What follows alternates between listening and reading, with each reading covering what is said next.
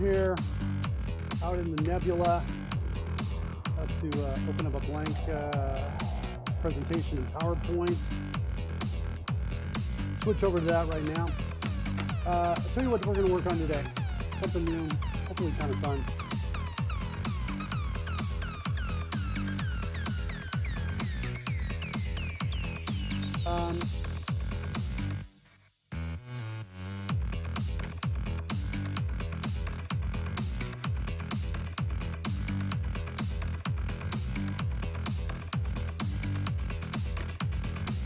Making a person here. How about that? That's good.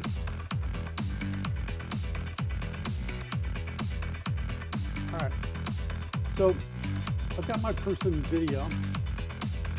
And let's create the background of the video.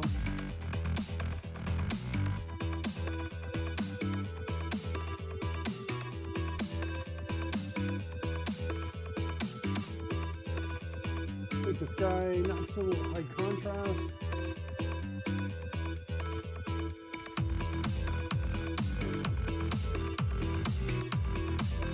All right, I think that's good. It doesn't have to be centered.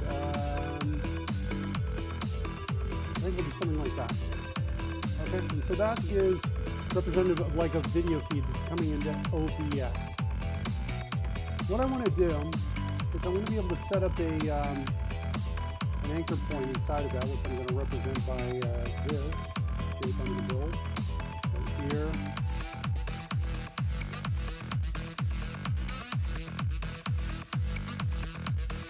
I want to be able to put an anchor point, so it's right there in the chest, center chest of the person in the video. Whoever that person is, so if the person's offset a little bit, I want to stick that out. I want to be able to put an anchor point like there. Then with that anchor point in place, I want to be able to scale this thing up or down without the anchor point moving relative to the entire OBS scene.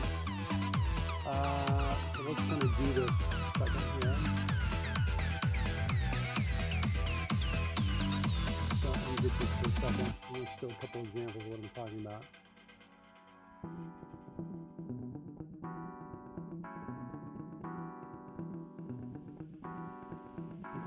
There. Let's get the whole OBS scene here. Bring that up. This might be a player off to the side.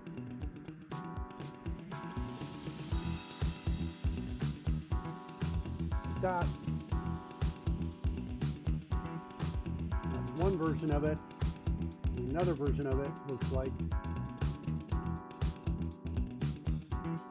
that. So I want to be able to go from here to here. Basically, I'm talking about scaling, and I want to animate the scale. That's what I'm looking at. I want to scale a video feed live during the stream. That's what I'm looking at doing visually. So to do that, we need a couple things. Now, first of all, I should say, as is usual, I have no idea if this is going to work.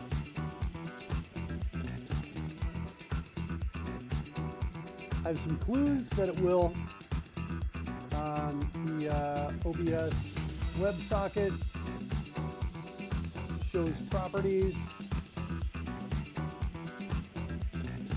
for left, top, width, and height.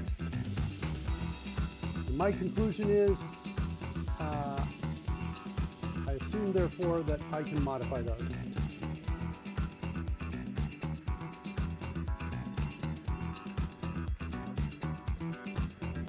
So if we can, we're going to do that and animate it. That's what we're going to do.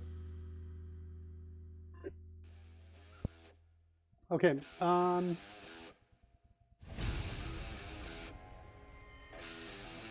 No idea. So we're going to do our best. We're going to try and get in there and try to move some of the pieces around. We're going to need, we will need, to make this work, we're going to need the source name, sorry, the scene name. That's the first thing we need. The scene name that contains the source name that contains the source to move. We're going to need the source name to move. We're going to need anchor, top and left. position. Maybe you can call it anchor XY. The math gets much easier by making the percentage of one of the width and height. Anchor, so we'll just say percentage of width and height.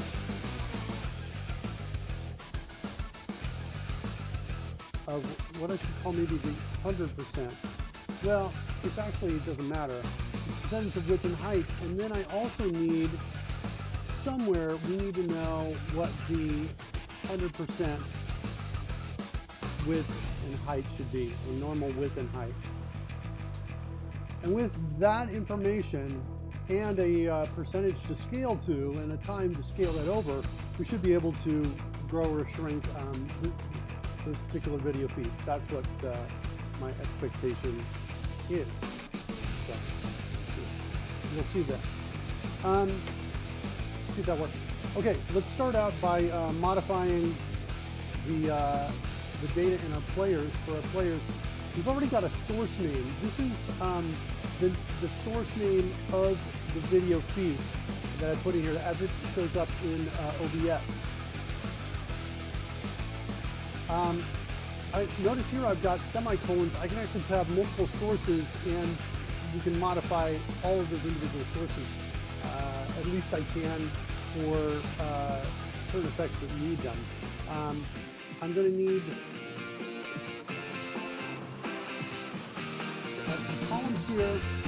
So we're going to have a column that's going to be called Scene.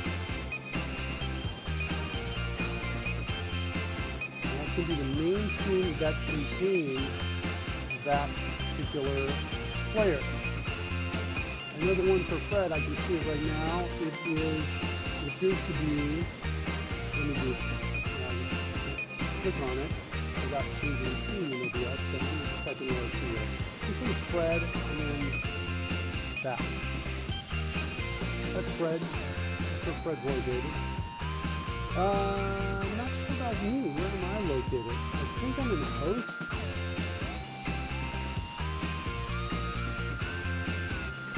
We'll try that for me and see if that works.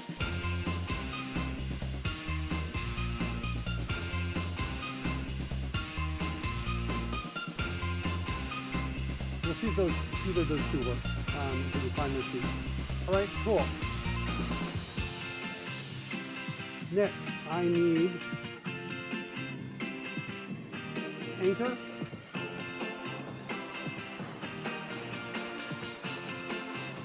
Like this, and without having this data in advance, I'm just going to have to guess. For Fred, I think it's going to be something like this.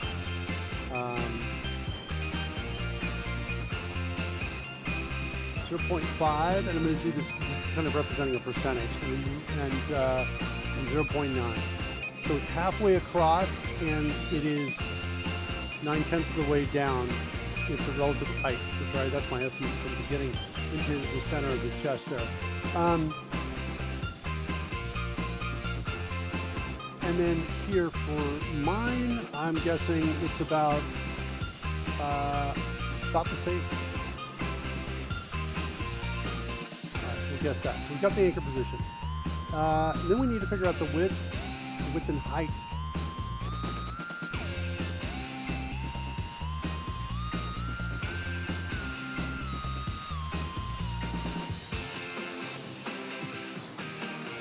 Call this video anchor. And this one be video width. And this one be video height. And do I want to just maybe make this easier on myself? I think I do, so I don't have to do any conversion. We'll just add another column. So this will be video anchor height. This one will be video anchor width.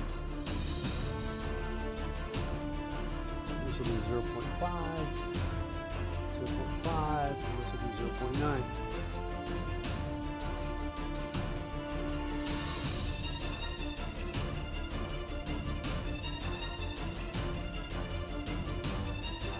And then we need to add these properties. That's what we need to do. Copy those. Oh, and I need to specify some values here as well. To guess those without getting them.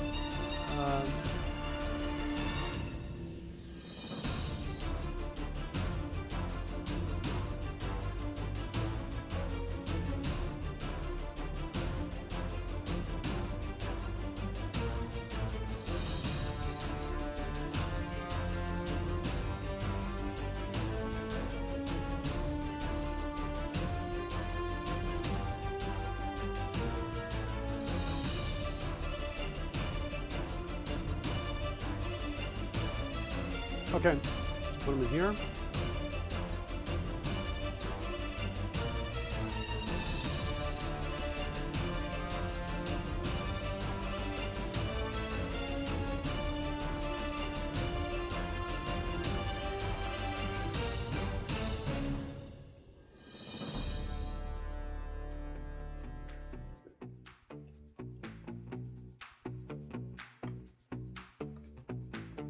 Okay.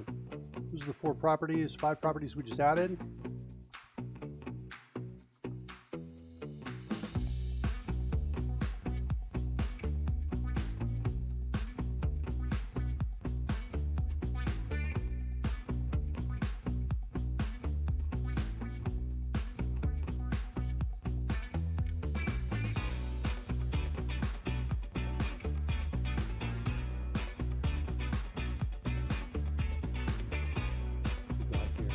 Width.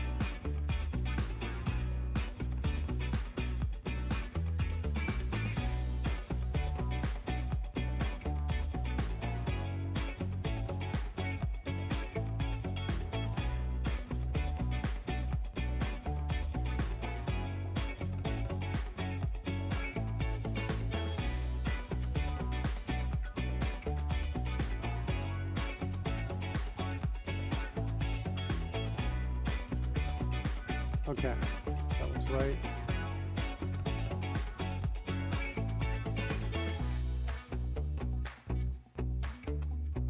We need to declare these.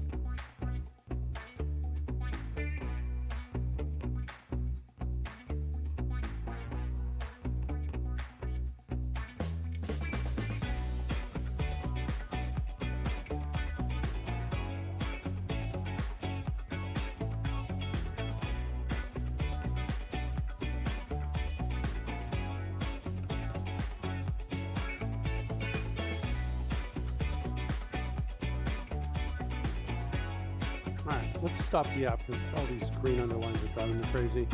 Yeah, focus on what we're doing. All right, so now I've got it in the DTO. I've transferred them over. We've got now these properties as part of our character.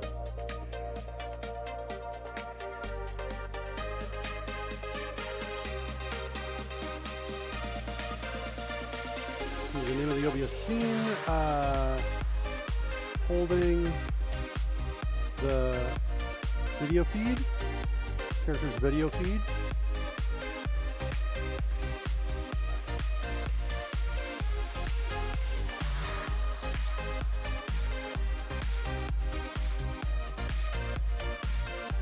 The percent of the video feed width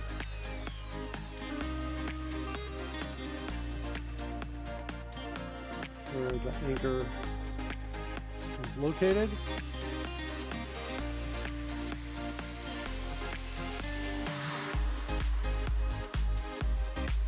This is the percent down the video feed's height.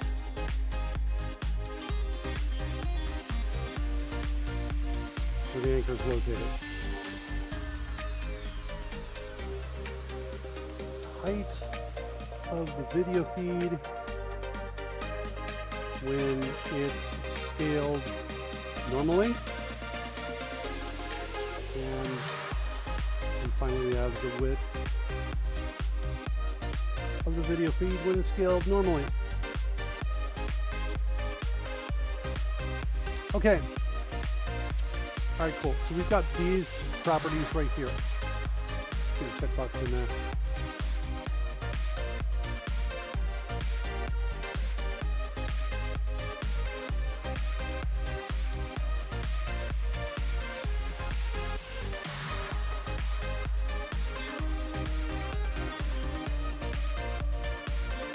done all of that.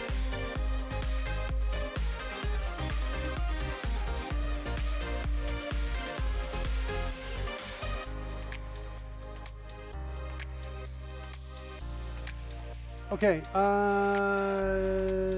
let's see, we'll call this live scale OBS video feeds.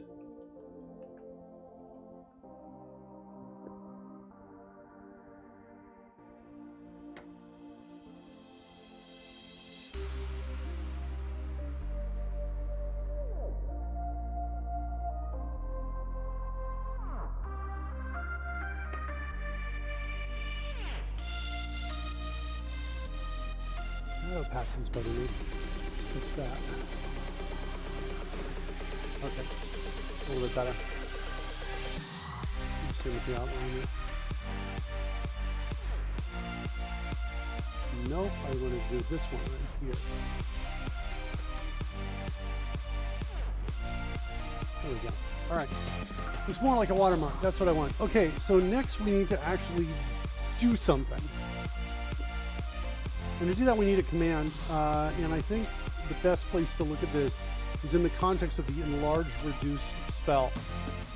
So if we look at, let's look at greater invisibility, first of all.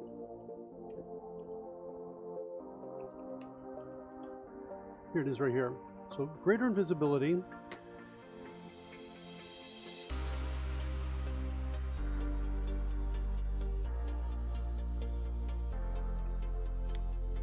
Greater invisibility, when it's cast, calls this function, give magic, target greater invisibility.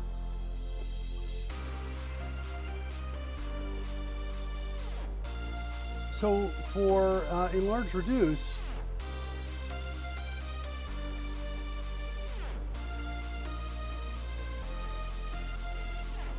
I want the same thing.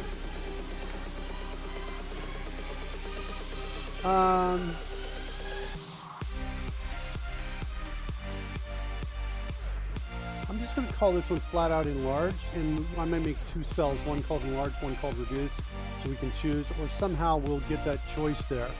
So we'll call this one other thing I want to see. Do we have a next answer in here? We do not.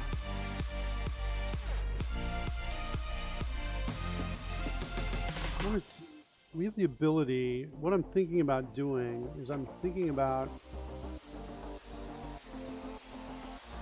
here in the spells for enlarge reduce, I'm thinking about turning this into a folder like that.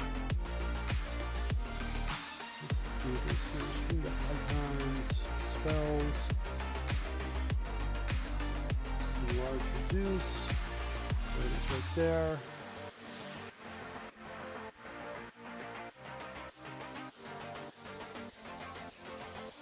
Let's go in and make it big like that. Let's pop this inside it. Oops.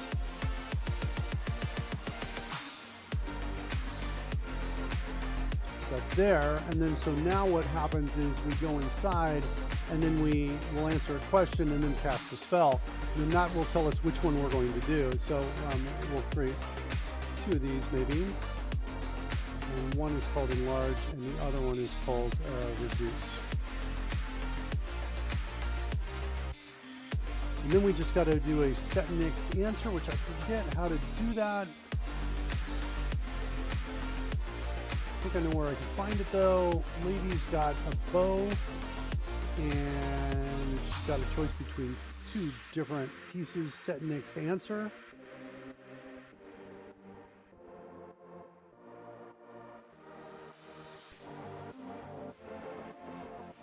This ore piece here, I'm not sure if that's going to work. I think that may only be tied to the weapon selection. That's kind of the essence of what I want to do. So we'll work on that. We'll get that working first, and then we'll get to moving things around so we can actually make that work. All right, so spells and let's reduce. Yeah, no, I think it'll work here. We'll do this, set next answer, and we're going to say our next answer is going to be reduce. And On the other one, we're going to say it's equal to enlarge.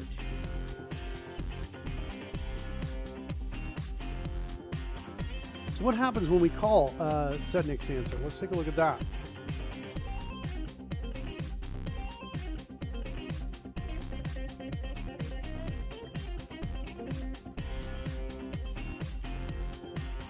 You just simply call set next answer to the player, and the player's got a property called next answer, which is a string, which means we should be able to, inside of our magic, is that going to be no? I think it's going to be the spell first. We'll check this in the spell.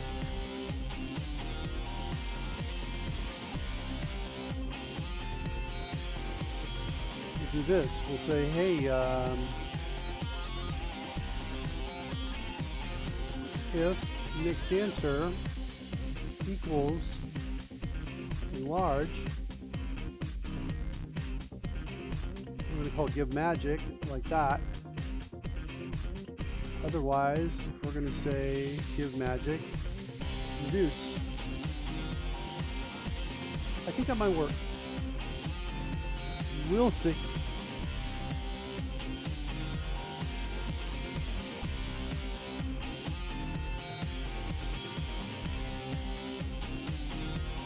Okay, so to test if that works, we're going to need to get into, down in the core, under expressions, we have some variables, and inside here we have a D&D character property. It has to ask for a particular value. I think setting a breakpoint in here is going to help us get that, what we're looking for. See if that works when we cast it. Maybe not set a breakpoint now, but let's remember that we're interested in this. Probably here, and get value is where we're going to look at setting that breakpoint. Okay, I think we try that now. So let's we'll get this started. We'll run it.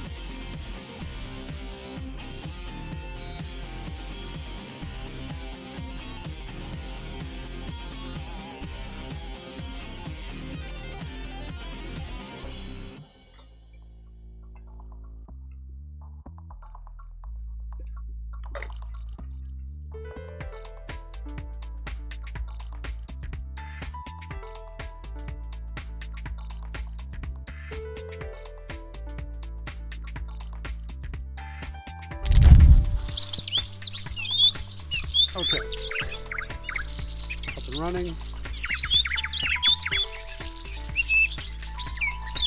Let's hit the breakpoint, and let's hit reduce. And interesting, melt meteor count. I don't care about that one. There's a lot of melt meteor count inquisitions coming in.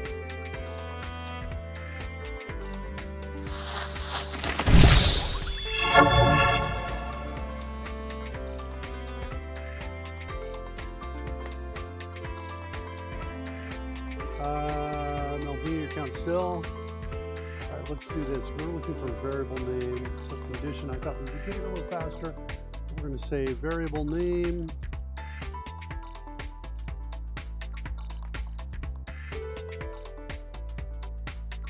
Dot starts with next. And now run.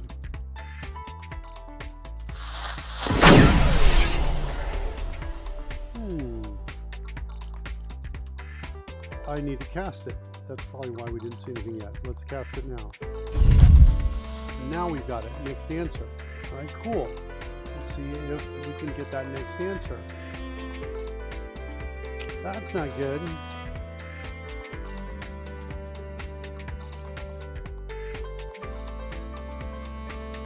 Yeah, I was hoping to get something stronger there. All right, so let's run it. Let's go find out.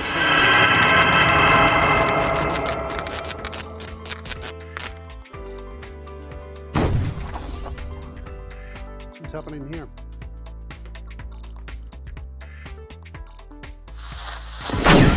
Okay. One more time.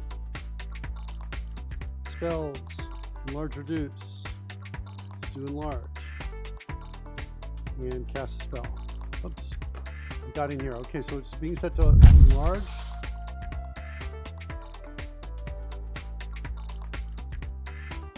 And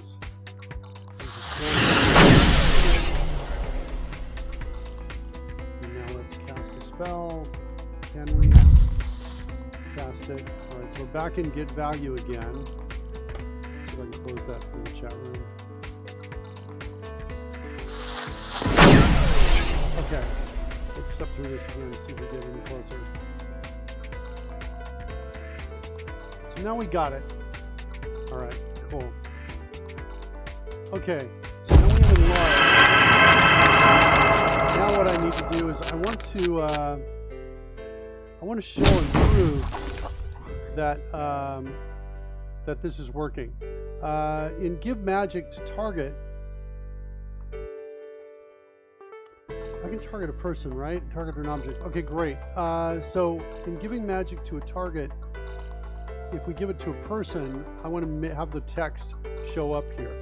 I don't have either of these magics defined yet, so we're going to need to create that. So we're going to create a magic called enlarge and another one called reduce. They both be pretty similar. Let's freeze the top. All right. When it's received, I want to do something like this. So you can see it. It's been enlarged.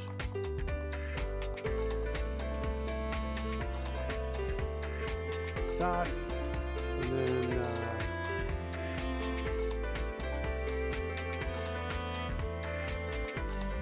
reduced. It just is, so it takes up less space. Okay. Let's try that alone. Reload everything.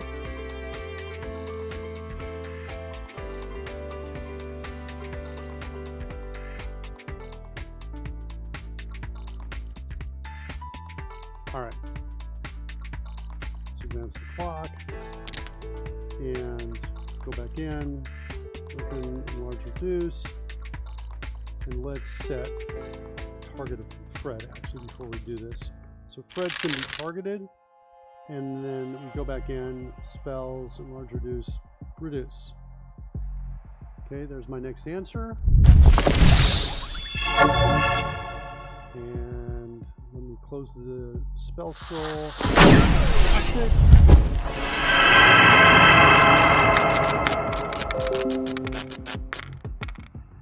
And you know what, my eyes weren't on it, and I didn't see it. Let's try again here.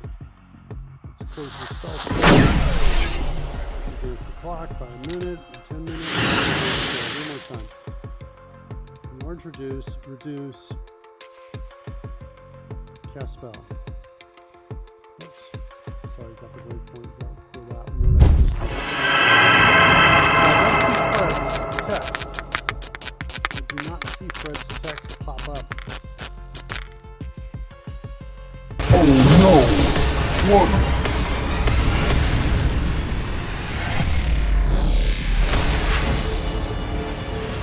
Sorry, kids, rolled a 1 on my wild magic check. That's not good.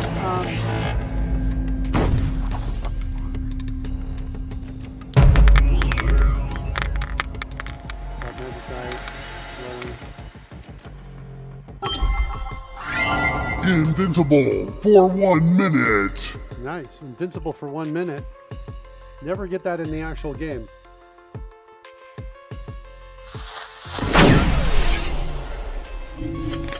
Okay, so let's see. We're setting the next answer. Magic. Not sure why that's not working. We're giving the magic to them. On receive, this should be fired, and then that. That's what I'm wondering about. Why aren't we seeing float player text? Let's just set a breakpoint on float player text and see if we're even getting in there.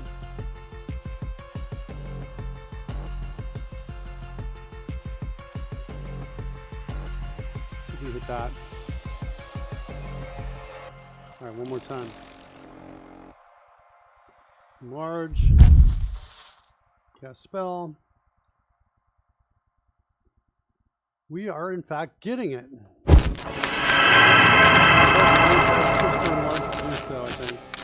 We didn't get it the second time. We just got it for the one right here. So the Give Magic doesn't seem to be working. So let's go find Give Magic.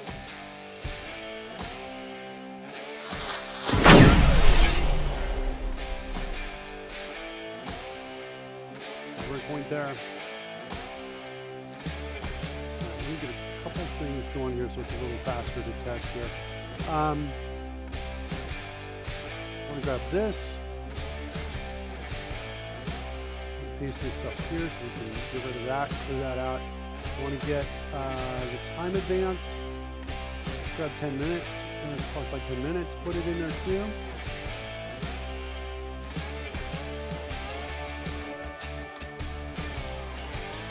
And let's also get the cast spell from here. All right, one more time. Reduce cast spell.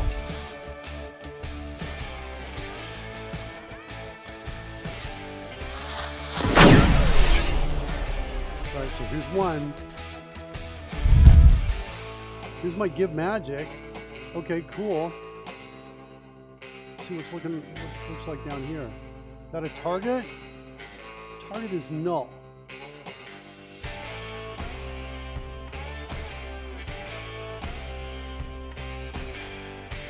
That's my problem. That's why we're not seeing anything from Fred.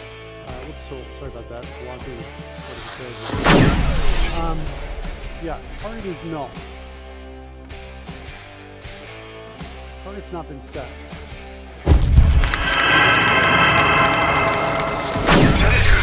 Where are you? We need your help! So many things. Alright.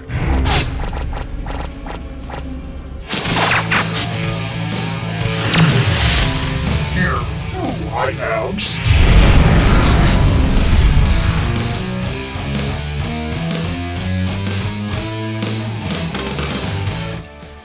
Bum, ba-da-dum, bum. Welcome, Dynamically 7. Okay, let's see. Here's my evaluate.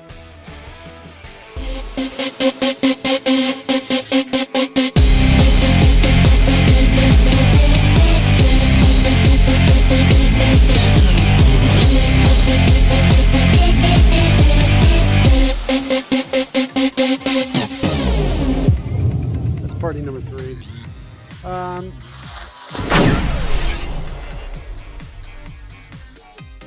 Okay, so there's my call to evaluating Give Magic. So Give Magic is being called.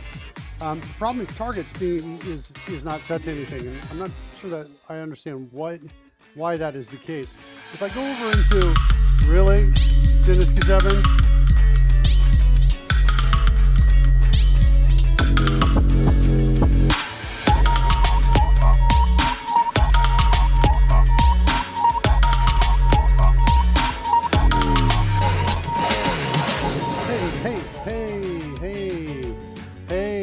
Bracing for impact on party 1. I want to go to spells with greater invisibility and see what's going on there. How do I get the target there? Because I don't remember anything here specifically setting the target. Nope, those are just spell effects. Yeah, there's nothing here. Why is greater invisibility setting the target? That work here, and why does it fail on enlarge reduce? And I'm worried that there's a code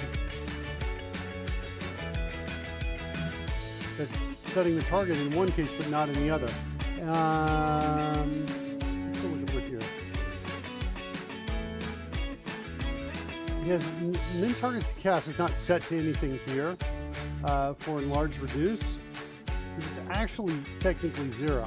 I could do this. I could set that to 0 and that to 1. I'm not sure if that would itself would fix it, but it's a possibility that might fix it. I want to go look down at greater visibility. So you check that out. 1 and 1 right there and there.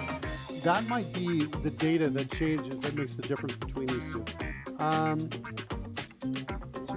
the spells here. Just the spells. Reload just the spells. And try one more time.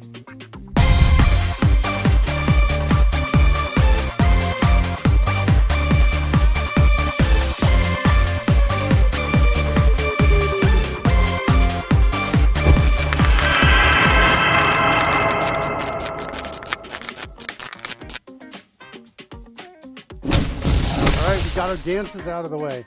That did not have an impact on it. Did not. Let's go look at. I still think it's something in here. Let's go look at min targets to cast and find that in the code.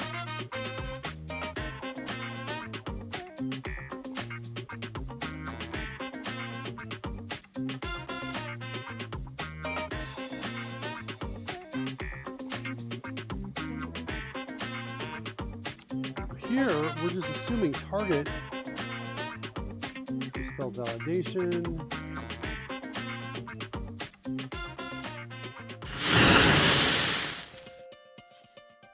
Let's set a breakpoint here. Just see what target is coming in. Reduce. Cast spell.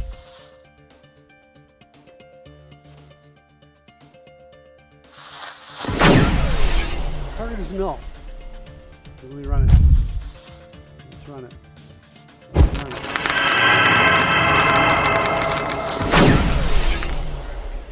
Now I want to cast greater invisibility and see what the deal is with that. See if we get the same null going in there or not. So let's go to little cutie, spells, greater invisibility, cast. Target is real. How did she get a target? And how did I not get a target? So it's what's coming in before. Casted spell dot target is where it's coming from, and we're looks like we might be setting it in here.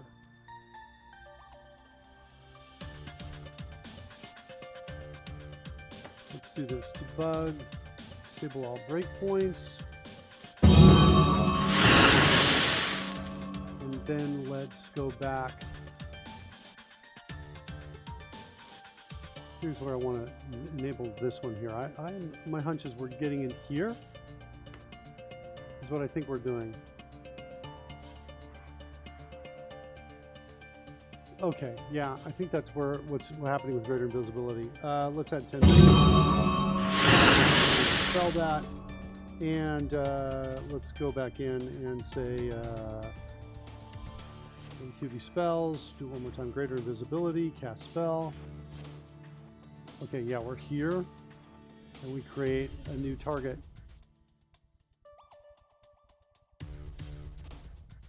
I think that's I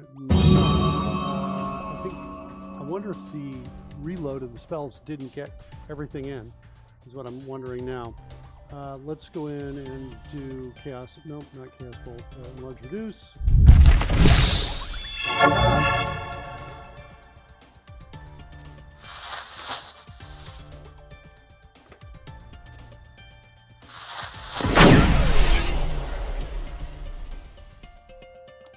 Well, yeah, that's 0. Max, this one did not get set to 1, so I think we need to reload everything.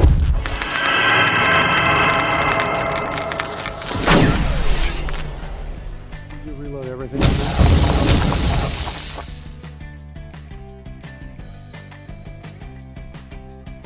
Fred's invisible.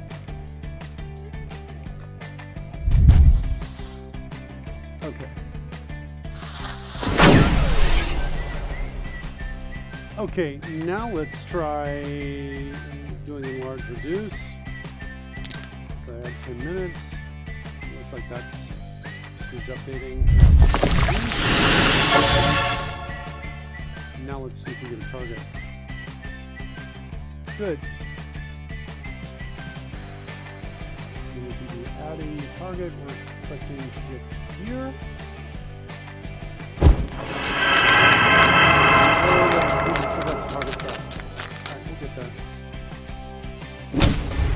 Everything we lost this way. So it's targeted now. One more time.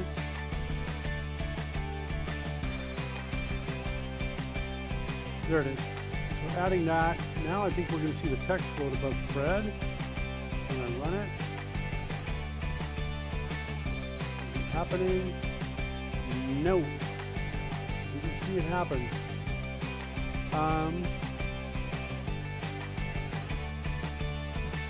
Reinstate the breakpoint here. So now I'm over here again. Let's do one more time. Add 10 minutes.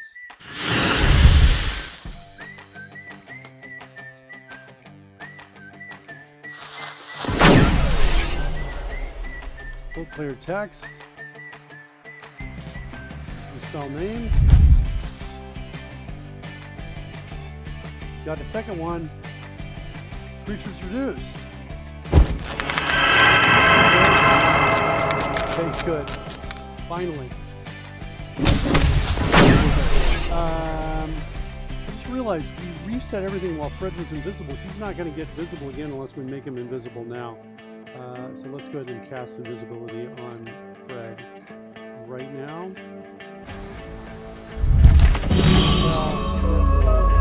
There's the clock. Invisible again. Right, good.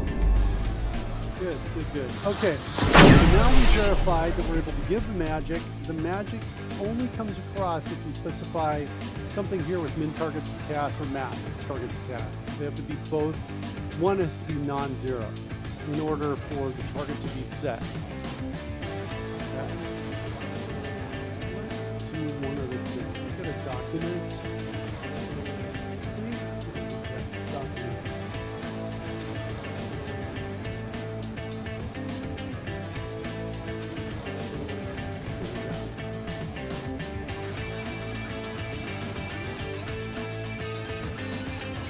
Magic targets.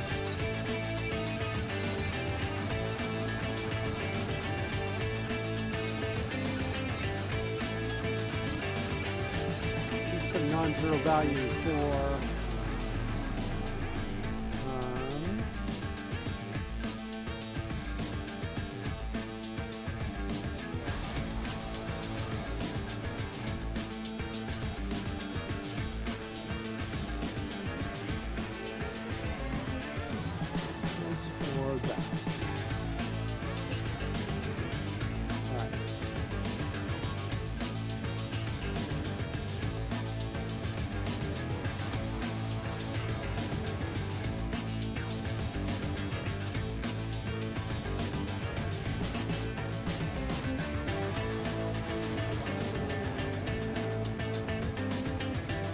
call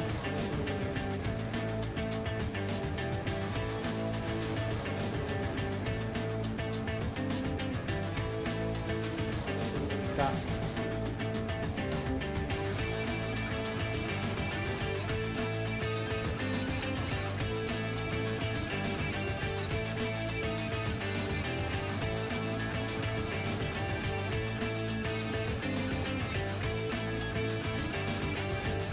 Okay, cool.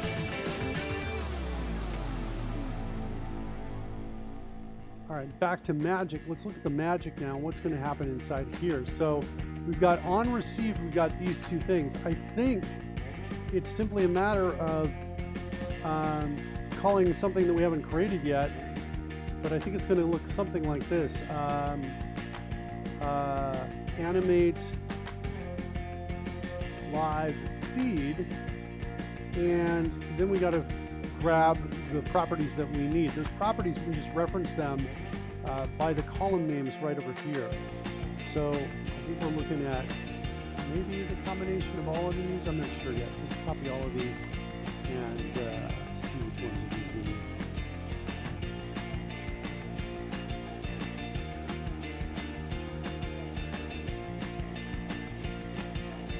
So we're going to need the source name, the scene name, video anchor width, and the video anchor height. And we don't need these two yet. We only need those on the restore. So I'll go ahead and use, I'll do this for the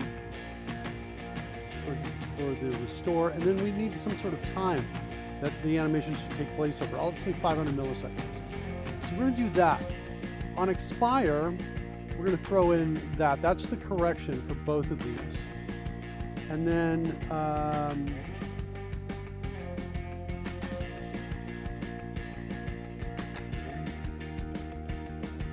you know what? I think I need one more parameter.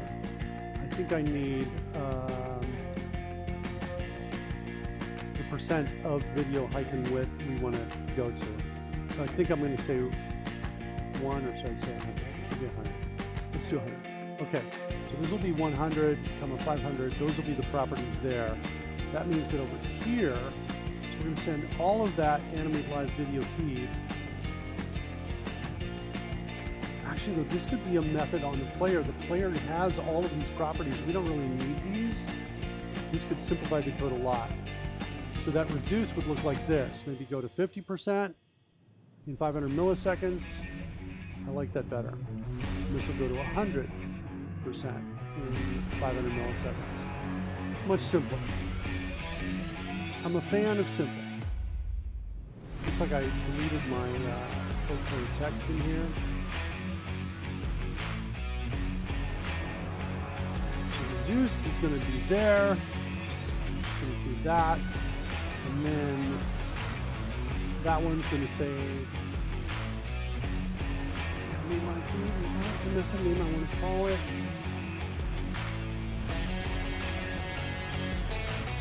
Okay, we'll go with that for now. All right, so we need to create and declare that. So I'm going to take the running app, I'm going to stop it. We're going to go back over here, and we're going to create that as a new expression, which is down in this space here.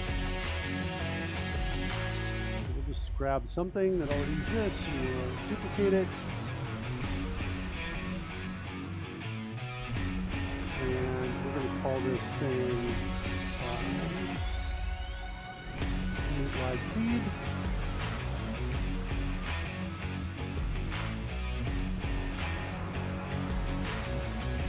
I'm just going to take 2 parameters.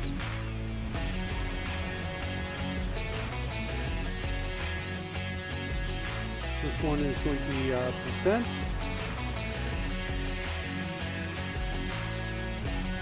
Normal size.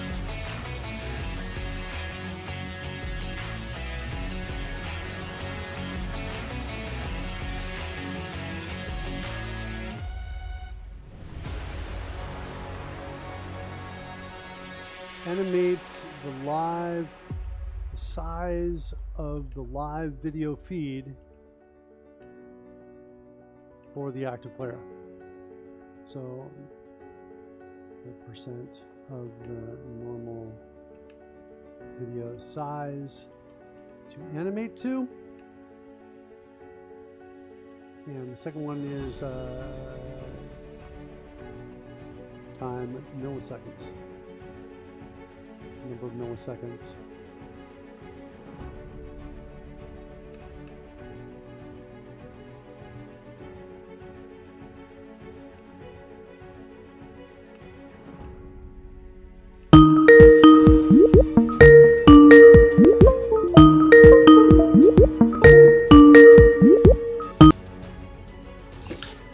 How you doing, buddy? Hello, Mr. Miller. How are you? I'm so glad you called. You know, I'm just sitting here writing some code out here. Excellent. Where's Rory, man? Let's, you know, and I didn't even look at the time here, like actually early, but I'm like, you know, thinking it should be about that time. Okay, so It's roughly right, yeah. So we're going to expect. So I'm in the middle of. Here, let me show you where we are. We'll get you up to speed. I want to do this right here. I don't want to wait for this to get rid of itself. Okay, there we go. I want to take a video feed of a player and change its size live during the game. Oh, okay. So you're going to control the video element that is fed to OBS. Is that right? Yeah. Well, I'm going to control it inside of OBS. I'm going to find it in OBS and change its size.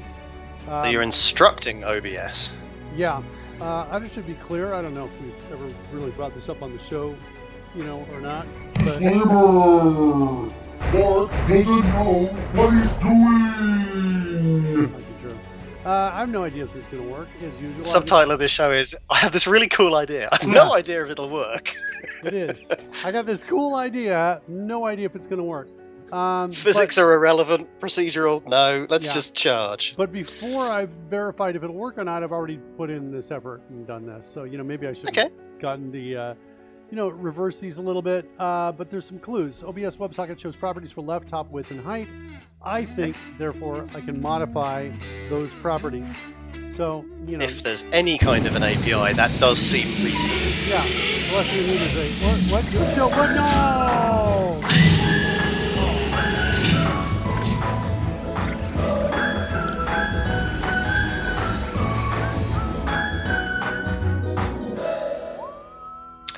Everything's better with a little bit of pudding. That's right. Thanks, Puddin', for just stopping by. How you doing, buddy? Okay. So I've added. So here's what I've done. In spells for enlarge, reduce, I'm asking. I'm checking to see. Well, is the next answer enlarge? Then we're going to enlarge. Otherwise, we'll reduce. Okay. So you're going to have several preset sort of sizes. So not enlarge by X pixels, but go to next standardized size up. Yeah, I'm sorry, that didn't make that clear. That's a spell I've got. And so all I'm doing is one of these two buttons will determine which path this goes in. That's what's going on there. So we'll call give magic, target, and the magic we'll choose to give is enlarged. Or we'll choose I see, yes. Right?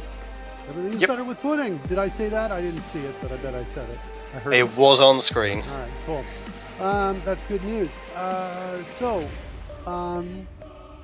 Ultimately then, I get the magic. And in magic, I've got enlarge and reduce. Enlarge, I've got float player text. Creature first name is enlarged. Or creature first name is reduced. And then I'm calling underneath it, I'm calling animate live feed 50. The first one is 50%. And this is the amount of time. Oops, this should have been 150. So 50% bigger, 150% bigger over the course of the next 500 milliseconds. Yes, and then the next one is 50%. That should really be 75. I'm fine with 75. I also, by the way, want to change voice effects while I do this. Oh yes, pitch up and down, presumably. Yeah, which is tricky because I've got them all mixed together. No.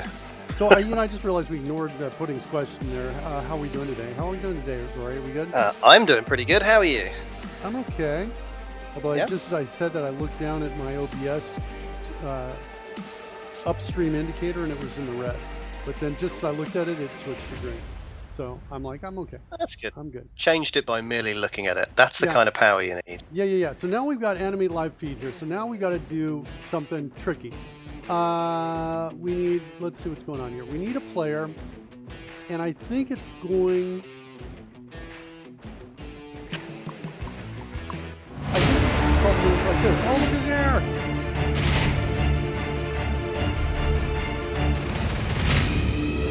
Quiet.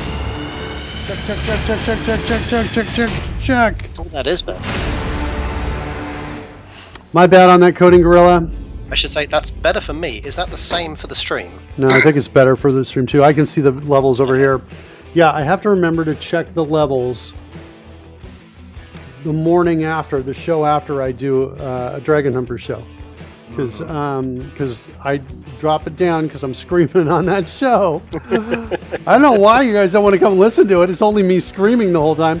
All right, so let's see. Animate live feed. We want to pass in. We're passing some values now. Player is down here low in the D&D core. It doesn't know anything about I could do this though. It just occurred to me. I was going to put an event down in player, but I actually think I'm going to put the event here instead. So let's work on that. We need some data that we need to send. I think we need 3 pieces of data. So we're going to say, let's create a class here. This will descend from event args. And we're going to call this, event args. Live feed event args. So what are you going to put the event on the D&D function derivative animate live feed? Yeah, it's a static event. I'm going to put it right down here. That's what okay. All right, we're going to have a new property here called player. and we're going to need to get in the size, the target size maybe. And then we're going to need why not a double, I guess, called the time in milliseconds. Okay, that's what we need for the live feed event args. We need a let's cut this to the clipboard. Let's actually put this.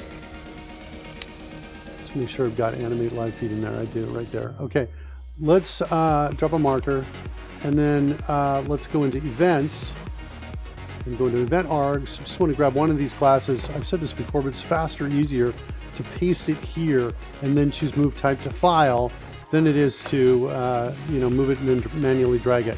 So the live feed event args are there. And now what I want to do, I'm just copying live feed to the clipboard. I'm going to go into delegates here. And I don't know, can I duplicate this and just do that? It looks like that worked. Whoa, yeah. What's going on over here? Ew.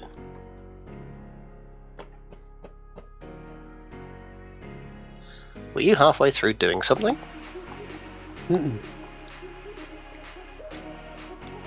Add reminder event args. What did I do? I must have just deleted it.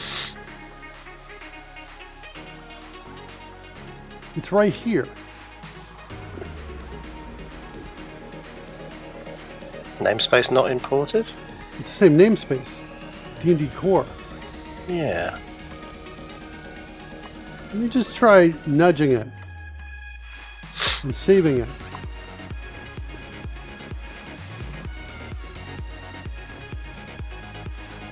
Do I have two of these maybe? Maybe that's the problem.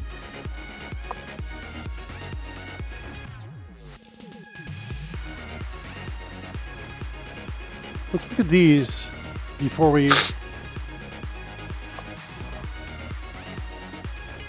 Yeah, I know, I get that. Weird. I'm going to keep writing some code here. Static event, so I'll use an uppercase E right there like that. Live feed event handler.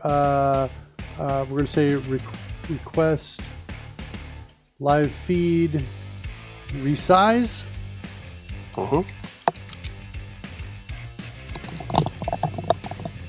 That. Let's create an event trigger for it. All right, this is bugging me. I'm going to hit Control Shift B. See what happens. Yeah.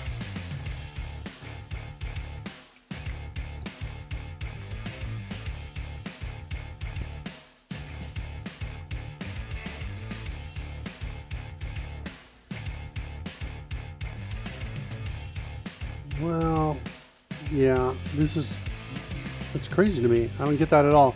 I'm still in disbelief, so I'm going to still push forward because and just correct at least this error right here. We need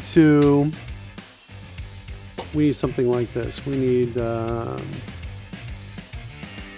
at this, my home key is not working. Oh, that's not good. End and home key are both not working. Yeah, I'm not feeling good about this at all. I guess I'll report it first. All right, devs, I'm getting some... I love trash. Getting some Oscar and some Grogu.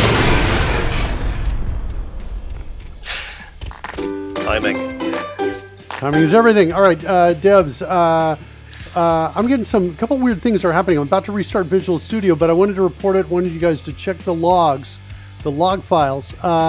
Check it out. I'm getting some weird errors on something that actually exists. Add reminder event args. It's right here. It's in the D&D core namespace. I haven't made any changes to it. In fact, let's go look at what changes I've made. Yeah, made no changes there. I'm in the process of writing new code. I added this live feed and live feed event args right here. Character, I made some changes, just some real simple ones. Added some properties. Delegates, they added a new delegate. That's the only change there. There's the properties again. Yeah, and then these empty lines. So I made no changes since a previous build and run. Add reminder event args could not be found. So take a look at that. I'm going to report it now, but keep watching for a little bit because I just want to report it so you get the log file now. So let's do that. Let's go. What happens if I do this in tab to next reference? It's only in here. It's not the weirdest thing. Yeah, it's so weird. Okay.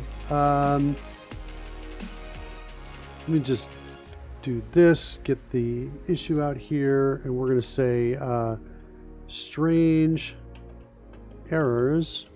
I got this all the time in VS. Usually when I switch between solutions, usually rebuild all fixes it for me. Strange error in VS. Well, there's another thing too I forgot to say. Is my home key. Look at that. Home key's not working. I'm hitting the home key here, and nothing's happening. End key also is not working. So there's definitely a couple things going on at once. I'm going to... Oh, when the shift key was down, it worked. Shift home and shift end work, but home and end do not work.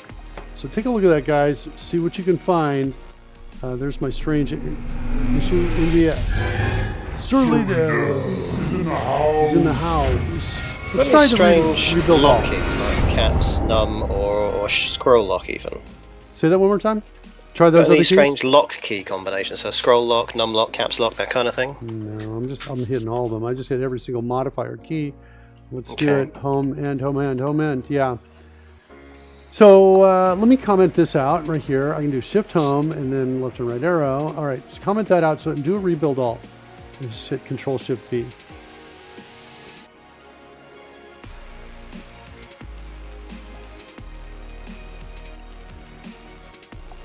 Build succeeded. And if these errors, well, this says IntelliSense only. It's IntelliSense. IntelliSense disagrees with build. Okay. It does. What's my home and end key? They just inspire amazing confidence. Still not working. What do I got on here? IntelliRush? Let me turn that off. Nothing. Had no impact at all.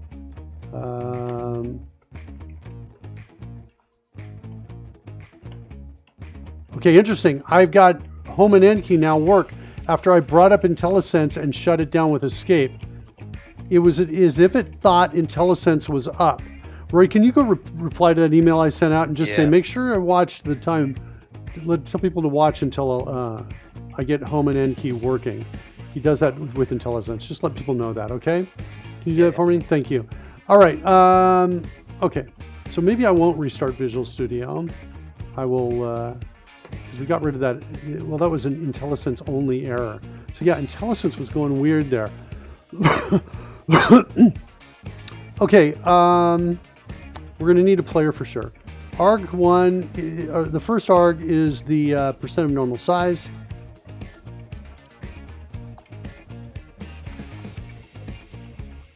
And right like that is equal to that. Maybe I'll say get double. And then we're going to, and that's actually going to be of 0.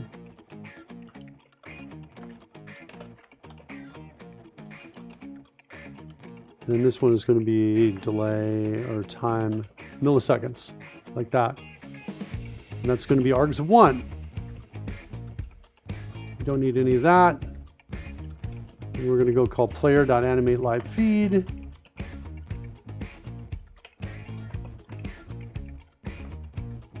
And we're going to pass in percent, normal size, and time milliseconds. No, we're not. We're going to trigger we're going to trigger this guy on request live feed. That's what we're going to do. Like that, and we're going to pass in, I guess, null for sender, and then we're going to pass in a new live feed event args. And guess who forgot a constructor? Well, it looks like I did, but before you could actually realize I did, I just added one. So take that. It's that easy these days, eh? All right, so player, percent of normal size, and time ms, like that. So now we've just requested it, and that's all I need to do. Right there. Well, all I need to do here. We need to go, good. question.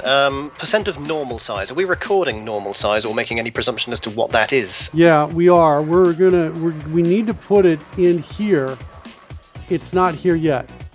Okay. This is the normal size, and you know, if I had realized this before I started the show, I would have done this, because the problem is to actually get this, I have to go switch away to different views that are going to reset the overlays and maybe mute me for a second and mute you. So it's going to be a little bit of this weird, you know, journey into space where we step outside the spacecraft or spacewalk to get these. So I'm going to have to get these. These are estimates as well. And this is just basically my anchor position as a percentage. So I'm suggesting that the video anchor width is about halfway across and about 9/10 of the way down. In other words, right in the center of the chest, assuming that the player is in the middle. But I have the ability for each player to change that. I've also specified the scene name. I'm not 100% confident about that either, because I didn't want to do the spacewalk, but we'll need to verify that. But this data is now brought into the player. So these are the pieces we're going to need. This piece, like I say, we don't have this yet. We'll have to figure that out. Okay. Okay. Yeah. Let's go do this, and then we'll do this, and then we'll test it. Okay, so animate live feed. I want to go find hook event args or hook events. It's one of those in the main window. That's where we hook all these kind of crazy events out here. Little subtle comment at the top. Here be dragons. Perhaps not so many. Wait, where does it say that? It doesn't. It was just a kind of a, as you said, this is where all the crazy happens. And speaking of crazy, look at this guy. Ew. And yet I can drill into it.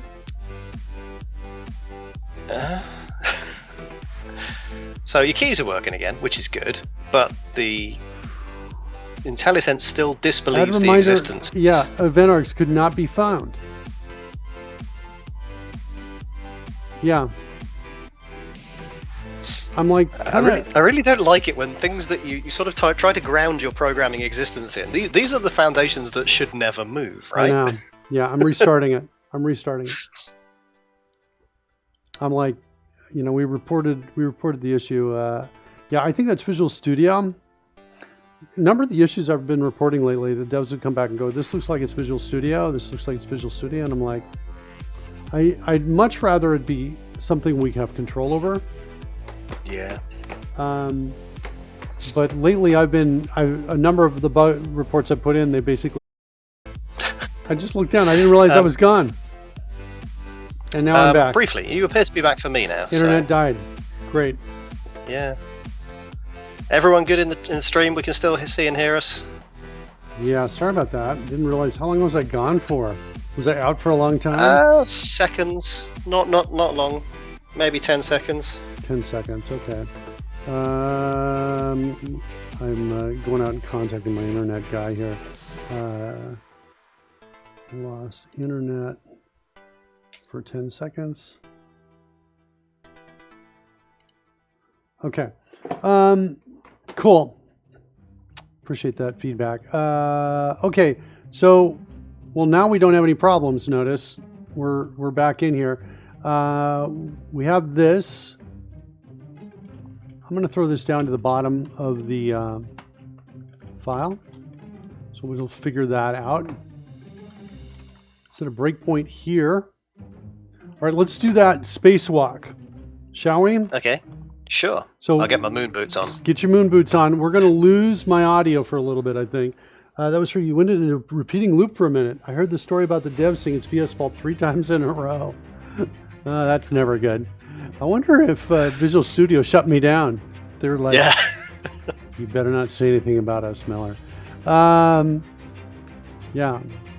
No. All right. So let's do this. We need to confirm a couple things. We need to get the scene name, and there's two folks we can work with. We can't work with these guys yet because they're not on the line, but we can work with Merkin and we can work with Fred. So let me just verify the scene name for Fred. You're going to lose my audio for a second as I go over there and verify. And bear with me for a second.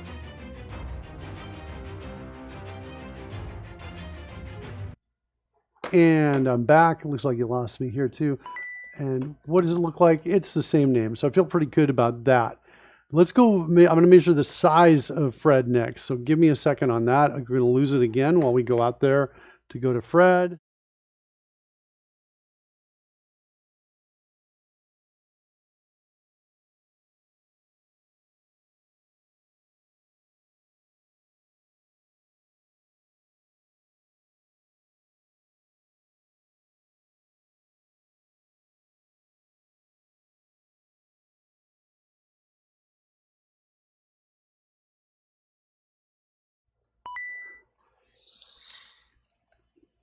And we're back. Kind of. Interesting echo with the various overlay, or the back overlay text appears to be duplicated. Yeah. No. Oh, video is no. It's an echo on the video. You've got an echo. Yeah. No, I'm definitely seeing that here. Let me go switch to background and figure out what's going on. Be back in a second. We're out in space, kids.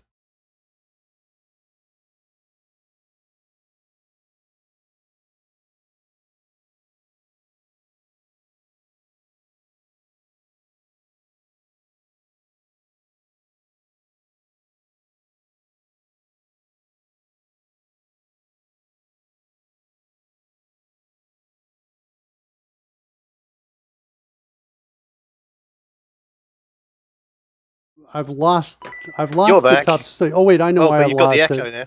I know why the echo's coming. It's embarrassing. It was my fault. I had the viewer piece up there.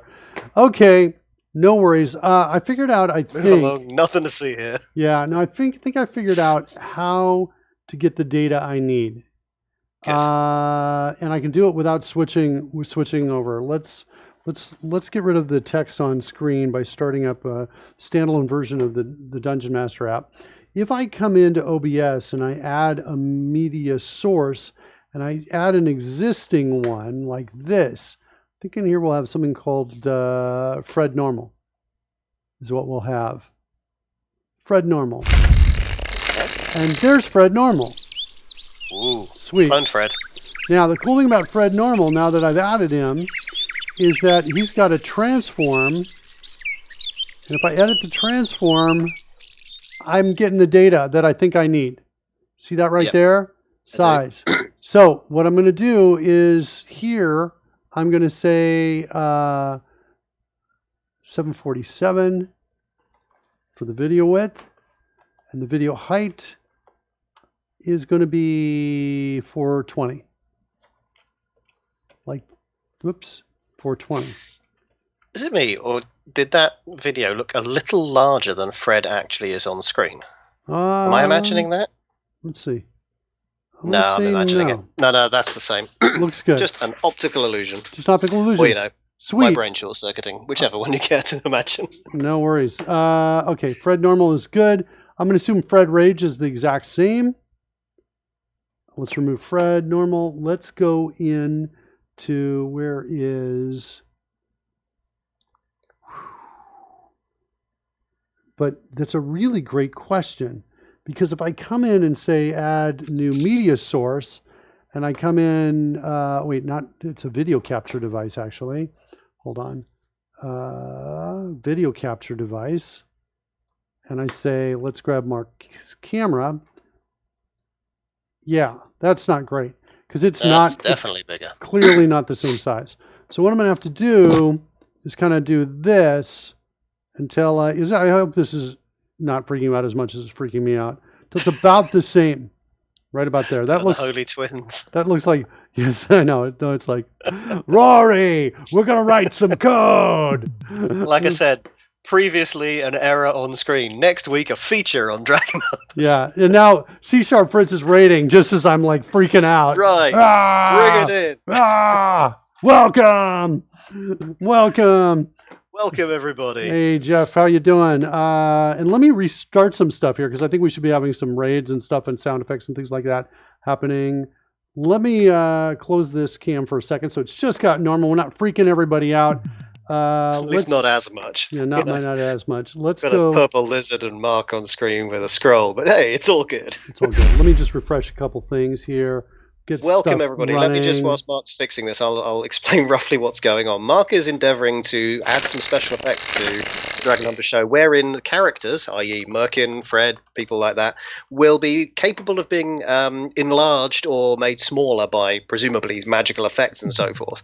As a result, we're going to take the videos that we have, some of them, and the live feeds of others, and we're going to change the physical dimensions of those as placed within OBS. In order to do that, we need to figure out what the existing sizes of those were, so that we can basically make everything correct. And as it turns out, Mark's video is inherently larger than that which you see on screen, whereas Fred on the left there, he has pretty much, as it is. So we're just taking some measurements, and we're hoping to influence those as we go. And that's what we're doing here. Let me do a test here and making sure that everything's okay. Want to go hit that button? That button doesn't work. All right, so we need to do. I need to do some C-Sharp resets. says he was working on this yesterday. You were. We're going to see if it's going to get this to work. We're trying to animate is what we're trying to do. So we're going to do, that's our goal. Let me, I need to start up a couple more things. Boom and boom. And that, I think, is the triggering piece. We need one more refresh here. 1, 2, and 3. And now I think we can now finally chill out and be cool. One more thing starting up. Okay, so with that, yeah, you want to be able to zoom in on a face on a camera. OBS WebSocket is your friend in this. Yeah, so that's what I'm going to do. And what I'm going to do is, actually, I'm not going to crop it, but I'm going to make it, I want to animate it so it goes like this. That's my goal. We're about ready to try that now. There's that C-Sharp Fritz fanfare we were talking about.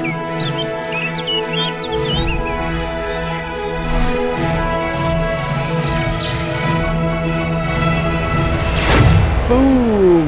Look at that. That's some serious superhero music. That's not an bad, intro, isn't it? Yeah, that's an intro. Okay.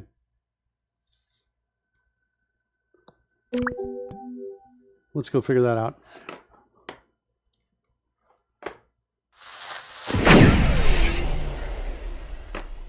Okay, so we want to get the size. We didn't get the size of my character we were just putting on here. That's what we were in the process of doing. Yeah. So let's do that. Let's go in and bring up the transform on this. And I need this so I know what the size I want to restore it to is. So it looks like we've got 918 across.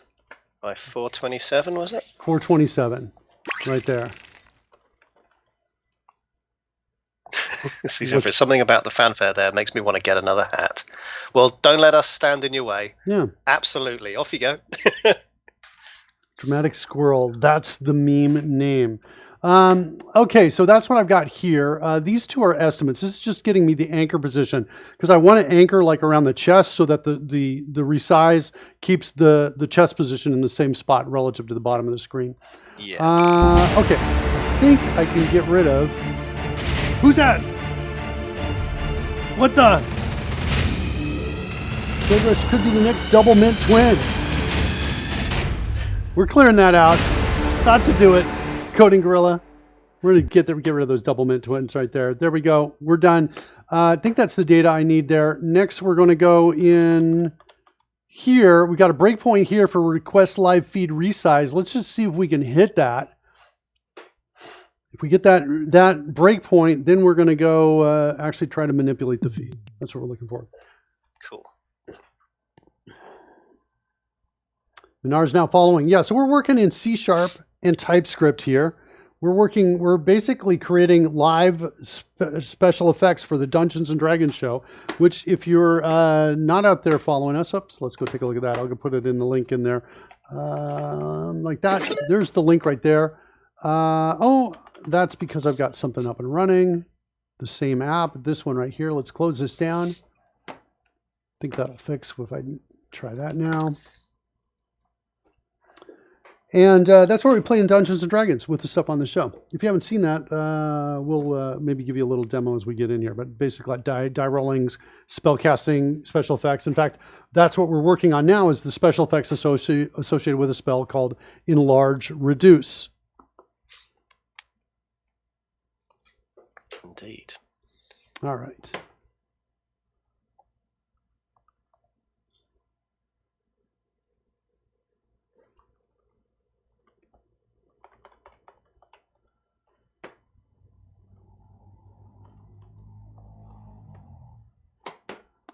Let's refresh the code rush layer as well. That I think may get the music going. There we go. All right, cool. So you can see we've got the spell scroll over here. You may have seen that before when we've been working on that. What else? We need to overlap, refresh this and this, and that I think as well.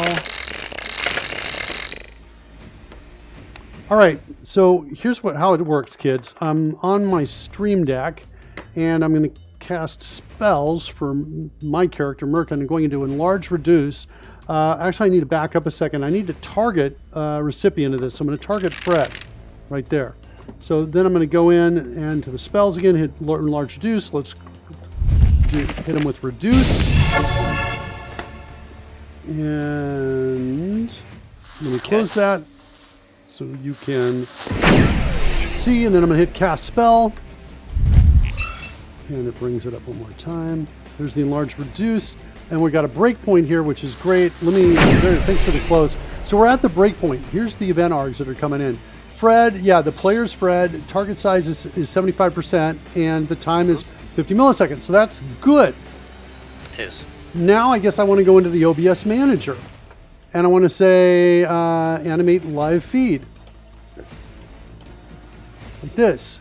And I want to pass it in a few things. EA.player. Player's got a couple properties. We added those in the Google spreadsheet. It's got source name, scene name, and the rest. We basically, I think, want to pass all of these properties in. That's what we want to do. So I'll copy all of those, and we'll kind of paste them in here.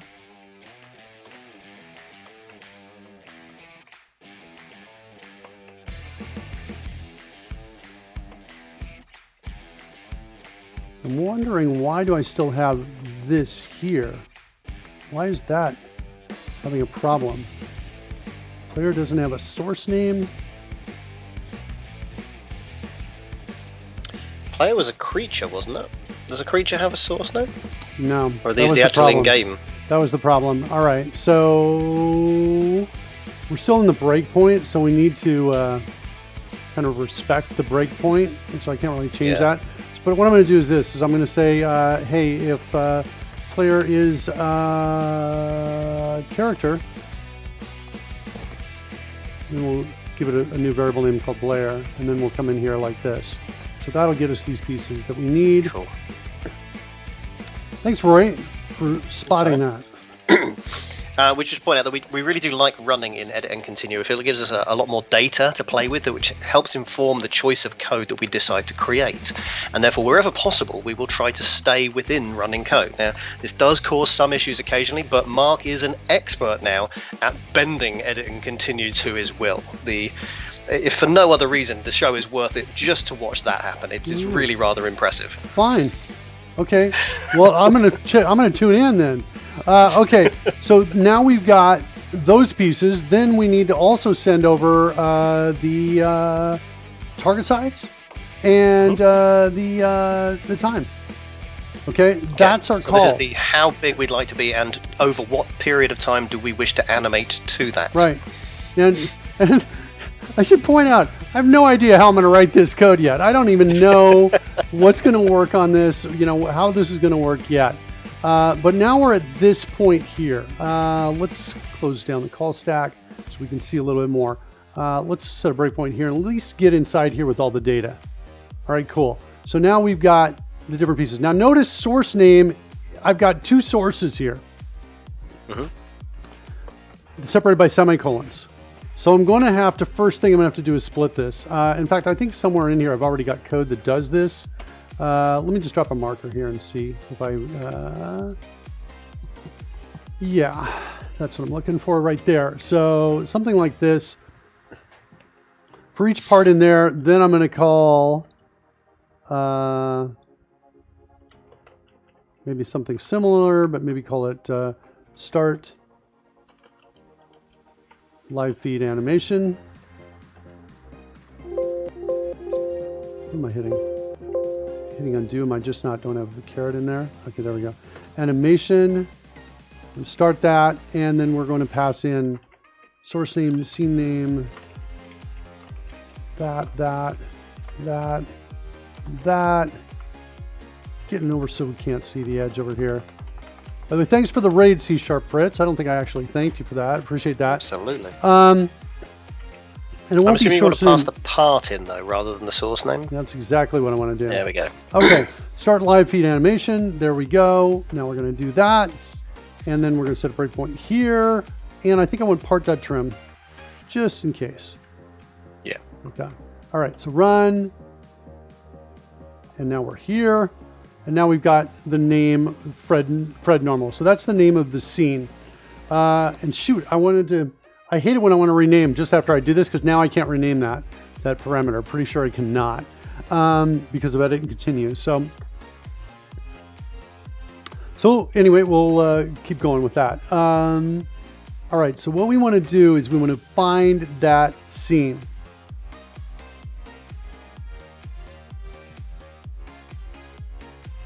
Is it a scene or is it a piece in a scene? I'm not sure what the correct terminology would be, but I imagine the both. scene to be the whole of the screen, right? It's both is kind of what's going on. The scene is, there are multiple scenes in OBS, and you can embed one scene inside of another scene. Oh, I see. So you're nesting scenes, yeah. Yeah, that's kind of what's happening. So I'm nesting them. So what I need is something that finds the scene. I was expecting to find something in here to do that, but I'm not seeing it. It's close to I saw our a filter. function there called get foundational scene. That's was the not phrase it. I just saw. No, That is okay. definitely not it. I'm looking for anything with the word filter in it inside here. Set filter visibility. No, that goes right into it. Wait, what's this? Get scene item. Scene name, item name. Smoothly use get scene item. Look at this. I wrote this to do a couple days ago. That was last week. I wrote that. Get scene item.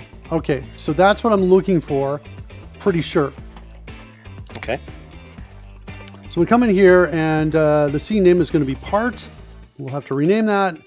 And the scene name, did I really? Wait, I put in scene name? That meant to be item name. Oh, man. Oh, man. I'm going to create a local variable for it. Because, fix this, rename all this. Okay, so get the item name. So at this point, no, wait, Fred Normal. That's correct, but you also wanted to rename part, didn't you? Oh, I got it wrong. Item name is part. Item name is part. Scene name is right. Okay. Okay, so that's better. Okay, so we've got scene name and then item name is there. And I think that's all I need to do. Just create a local variable to hold it, and then say, hey, if not null, then we're going to come down in here. And I hope I get there when I run. Ha! Got there. Nice. Okay, Cool. So there's my scene name. And it's got source width. Look at that, 747 and 420. You remembering those? That sounds good. That Look at sounds that. good.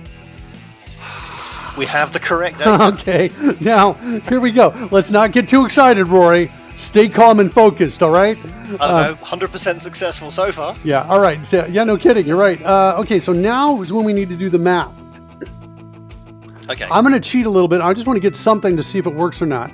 So my target size is 75%. So what I'm going to try to do is I'm going to do this. Scene item dot width is equal to, well, I'll just say times equals my, what is it called? Percent? What am I calling it? Target size. There we go. Target size. Like that. Target size, it's 75 divided by 100. Uh-oh. What's this? What's this red underline? Are you telling me it's a read-only property? What is it? It's probably a read-only property. No errors? Try IntelliSense as well. Double to float. Double to float. Okay. That's a bit easier It's to do. not a big deal. We can handle that. Okay, still none? Do I have to do this and this? What is my problem? Was it double to float or float to double? No, it was okay. It was double to float. It was actually okay. It just didn't change the squiggly underlines. And let's do the same with height while we're at it here. And let's just see. So if all this works, Fred should shrink down in size. Yep. I didn't see that happen. That did not appear to happen. However, that could have been the Fred Rage, which was not yet on screen. No, this is Fred no, Rage this right is here. the Fred Rage. Okay. Well, that's somewhat disappointing. Yeah, it is. Now I think we're bringing them back to 100% or something like that. Target size is 100, I bet. Yeah, because the spell is done being cast. Why wouldn't that move? Do we have to apply it in any sense? Do we have to say, okay, we've made these arrangements, now go? Or cause the, quote, scene to refresh based on its new... I doubt something. it, but let's see.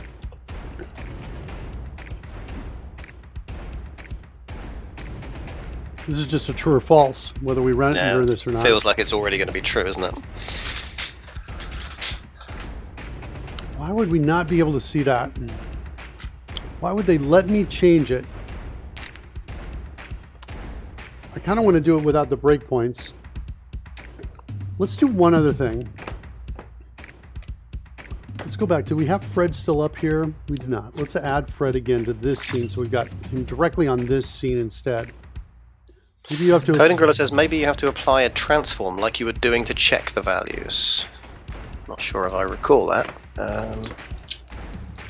Well, let's look at this for a second. Let's look at scene item. I think you're just going to find properties. No methods. Oh, maybe I'm wrong. Constructor. Locked. Ooh, maybe it's locked. Maybe it's locked. All right, I don't want to go to outer space again because that resets everything if I do it. But yeah, but we could lock equals false and then make the changes and lock equals true again. That's right? what I'm going to do. That's exactly what I'm going to do. All right, so let's do that. We got a breakpoint here again. Let's cast it. Cast the spell. Give me a See, I test find close. it entirely plausible that we would have locked down some of the screen elements in order to accidentally, or to prevent ourselves accidentally messing with them and causing trouble. Yeah.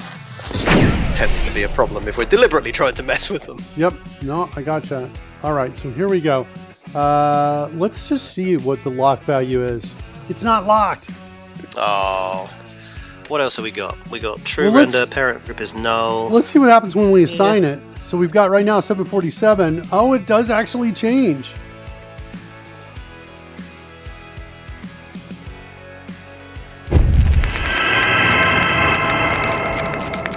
Okay, my new thought is maybe I'm like, because the data seemed good, maybe I'm on the wrong,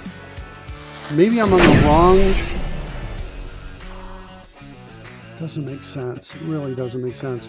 I was thinking maybe I'm on the wrong, modifying the wrong piece. But the scene name is Fred. The part is Fred, Fred Rage and Fred Normal. Those are the two parts that are on there. I mean, is there any possibility you've got the wrong base scene, that we're modifying something that's not currently showing? Yeah, let's do this. This is what I want to do. I'm going to go in and say add media source. And I'm going to choose an existing one. I'm going to grab Fred. Normal. So there's Fred Normal right there. I'm going to go to, but now Fred Normal, instead of being on an embedded scene, is on the same scene as I am. Right? We'll maybe throw him like right over here. Okay? So now I've got Fred Normal on the player's scene. So I'm going to come over into the data here, and I'm going to change this to players. Like that. That's what I'm going to do. We're going to see if that works. It will not be able to find Fred Rage unless I put Fred Rage here too as well. I guess I might as well throw that in because it's going to take about the same amount of time to do that here as it would be to, set a breakpoint in the code and step around it. So let's see here, Fred. I think you've already got some defensive code that does that, haven't you? So you're not able to get the thing. No, I don't think I've added that yet. Fred Rage is here. So here's Fred Rage. Ooh, Fred Rage is much bigger. Interesting. Let's. Okay. I'm gonna make him like right there though, about the same size. So we got both Freds there, and there. Okay, so now we've got the scene name as players. Let's try one more time. We're gonna reload all the data into our D&D apps. We'll reload everything.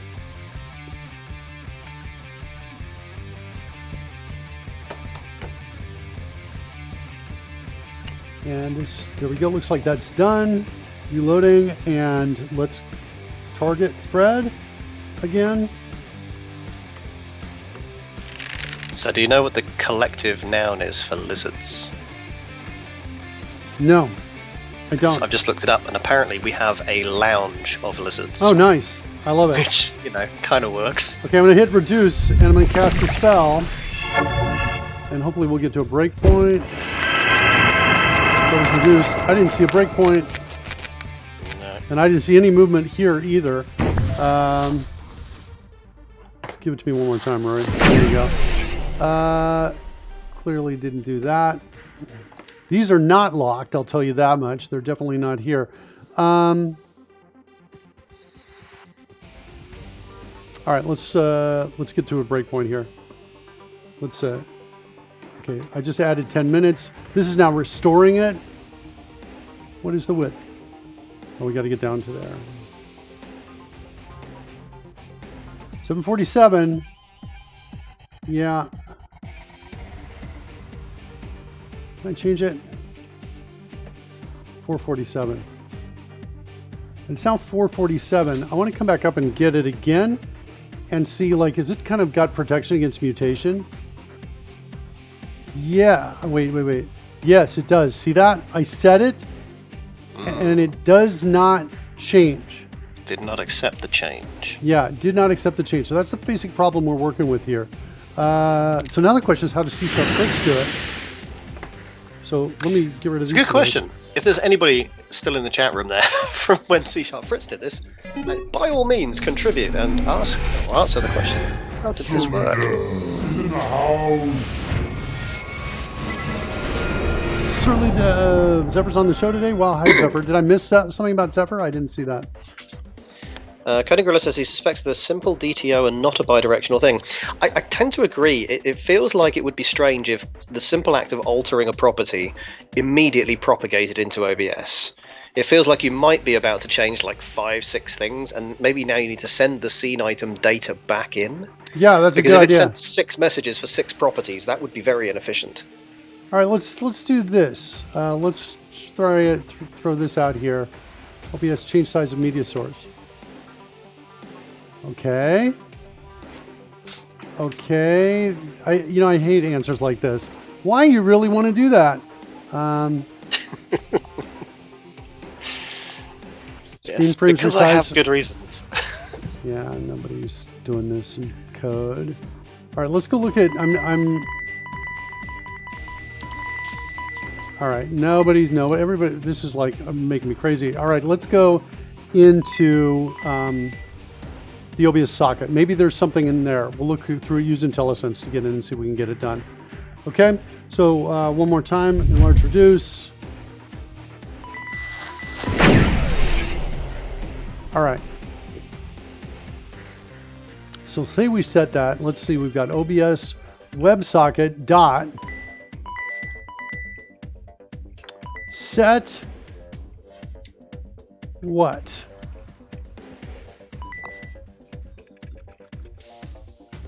Transition, set file name formatting, set heartbeat, set media source settings. That's promising, maybe. Set mute, set previous scene, set recorder folder, set scene item position. Item size just afterwards? Alphabetically? Maybe position includes X and Y. It does not. Scene item properties. That might be transform. Transform? Ah. If you've got position, then transform has to be size, right? Yeah, it does look like it contains it, but it's relative scale. Okay, well, Which I'm like, what?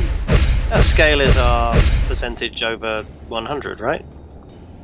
Yeah, I don't like it. I don't like it. I don't like it. It's not. It doesn't have a scene. It doesn't have a scene name, which means wherever it changes it everywhere, which I guess is kind of okay, I suppose. But I'm a little worried about that. It's concerning because if you don't reset it and close down, does it? I mean, where are the scenes stored? I mean, it's a mystery. Do we permanently change everything if we grow and then exit the program? That would not be. Let's try this. Terribly good. Let's try just throwing 50-50 at it. Coding Gorilla's right. There is an item name or scene, possibly a scene name parameter. That's the first piece. Maybe that's sufficient for it. Yeah, no. The problem I have is that that's going to now scale it everywhere. Which right, you which talked about nested scenes, so we're Yeah. talking. We want to scale the Fred piece, ideally inside this larger scene, the player's scene, for one of a. That's a kind better- of what I wanted to do, but now rather that than scaling him in all things. yeah, ideally. looks like I can't do that. But let's just see what happens here with I do this. Let's get those two guys back so they're visible again here. And Oh, hang on. Coding Gorilla says the very last parameter is scene name. I've been looking at the wrong one. oh, sweet. There we go. I didn't see that. Score! Cody Gorilla. Gorilla. This is my Full buddy. points. The man. All right. Well, I assume. And so that's not going to work. But let's see what happens here. The gorilla. That's not good. I just F10 said over it. I said transform it to 0.5 and nothing happened on this. Scene name, is it players now? It's players. That's the scene I'm on. The item name is Fred Rage. It's right there. I see it. Let's change it to 0.25 and 0.25 and hit F10. Oh! Oh, Fred Rage just disappeared entirely. Yeah, what do you want to bet that its scale, why would the scale be 1, default to 1, and why would it go away with a 0.25? That's like a little bit weird. Blazing Mr. Magoo's out there. Hey, Blazing Mr. Magoo. Okay. The 0.5 didn't do anything. The 0.25 made it disappear. So can we make him come back with... There he is at the top. And he now actually looks like 0.5. Is half size, yeah. Okay. All right. So kind of. Well, we're getting an effect, which is streets ahead of where we were. Yeah. That's super interesting. These guys are not the same size. Why didn't this guy, Fred Normal, move or change? That's like really bizarre and curious to me. Like we are getting some change. We got to change them only one, not both. Let's see here. Fred Normal, transform, edit transform. So what's interesting here is they're saying there's no corresponding, scale, right? It's just you specify the size in pixels, right? So I think we might do, gosh, I don't know. Blaze Mr. Magoo and Conan Gorilla are talking in the chat room as if the transform did moving as well as scaling. Conan Gorilla says it looked like it dropped down behind the blue man, Fred. No, I think that's only because the anchor's in the upper left is what I think. And so, like, when I move this right here, the bounding boxes that I'm seeing, you can't see this, but the bounding boxes are from here to Sure, here so if it were to here. grow now, it would grow in a downward and as the stream sees it to the right. Right, so if I were to drag that, if I were to drag the bounding box down to the right, I think that's what you saw. It was something like this. It looked like it moved, but only because it scaled and it wasn't anchored in the right spot. We're going to change that. We're going to make it anchor. That's kind of what we're looking for. Okay, I want to kind of clear the breakpoints for a second. I just want to run the spell again. Run it here. well, shoot, I didn't do that. I want to do this. I want to say, let's create a variable called scale, and let's set that equal to this right up here. And let's do that. This we know we don't need the scene item at all. I don't know why we needed that. We thought we needed it. Looks like we don't. And then we're just going to run this, and we're going to throw scale here and here.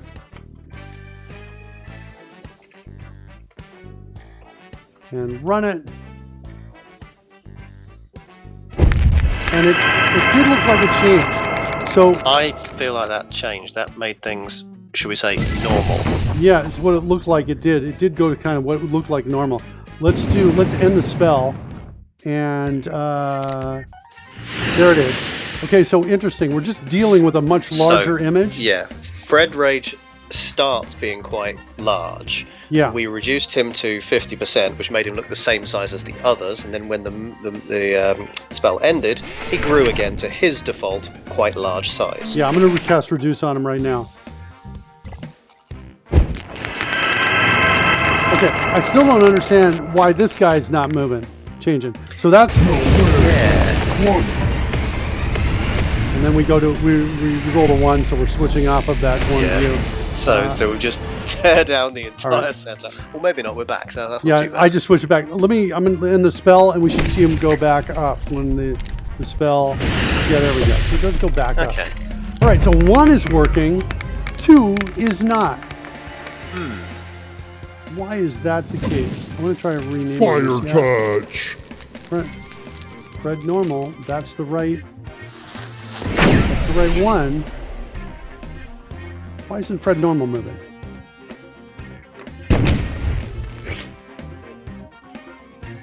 So another breakpoint in here.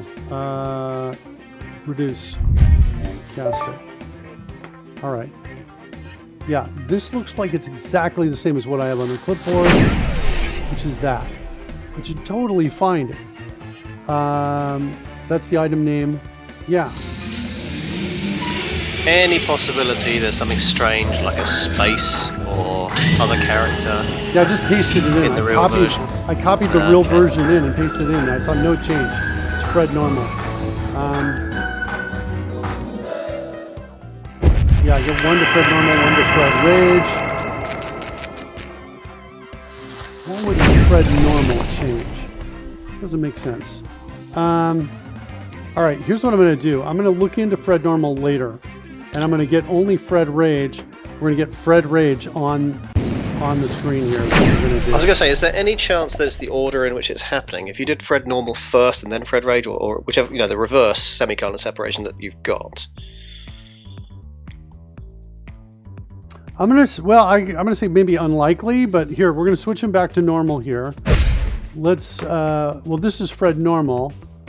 I guess we could go ahead and do this to test your theory, but I have before I execute this line of code, I want to turn Fred normal back on. Fred normal, I think, is now behind Fred rage. There we go. Okay, so now we're gonna go with Fred rage first, I think. Right?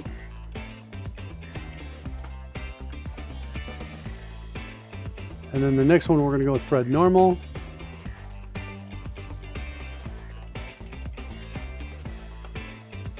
And still Fred rage seems to change. Yeah. Okay. Can't think of any other obvious variations to try. That is very strange. This just means there's something different between the two of them. And yet you place them both on here in more or less, not quite the same breath, but very, very similar mechanics. Yeah, this is the scene transform for this guy.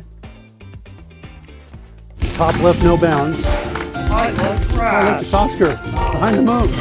Hey, Oscar. Oh. Hi, Oscar. Sorry, kids. Okay. So yeah, the order doesn't matter. Let's go switch back over here. I think what I'm going to do is I'm going to investigate. I'm going to go after this when I'm not streaming, just to see what's going on there.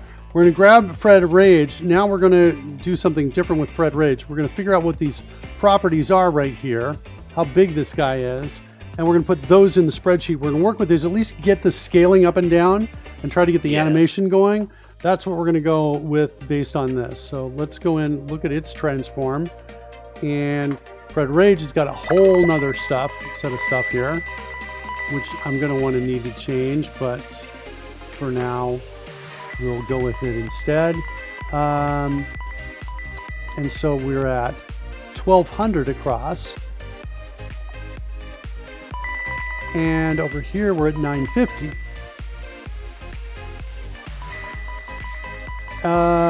And let's see, does the center position of this guy, the center of this,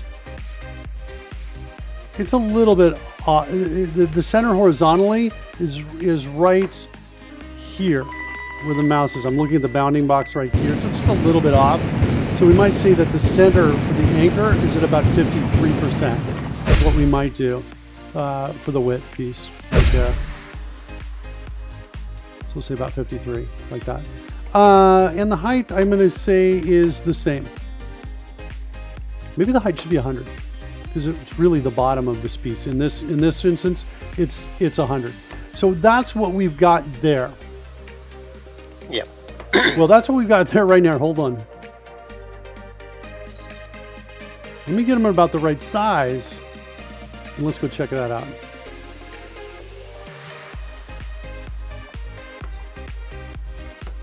Here is, I think,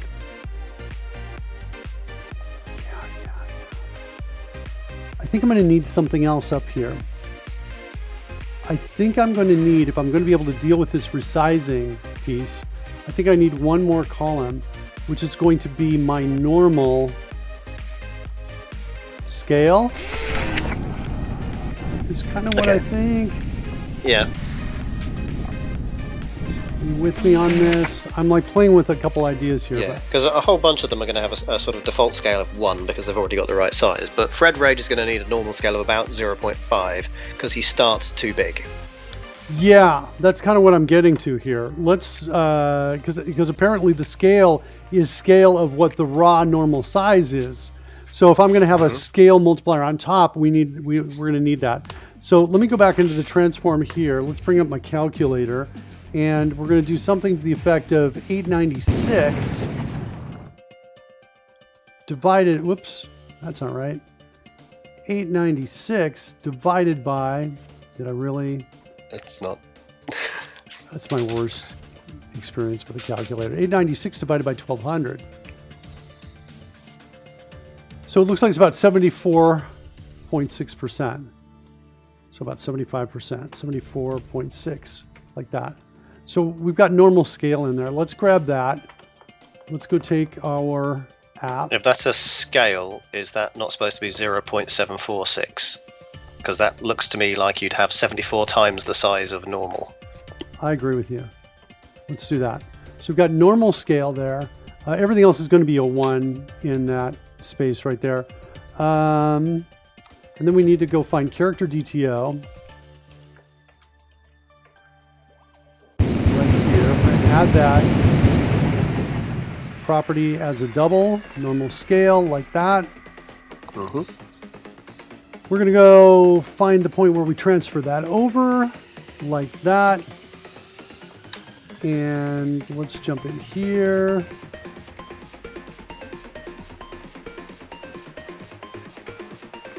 The scale of the live feed when seen as a normal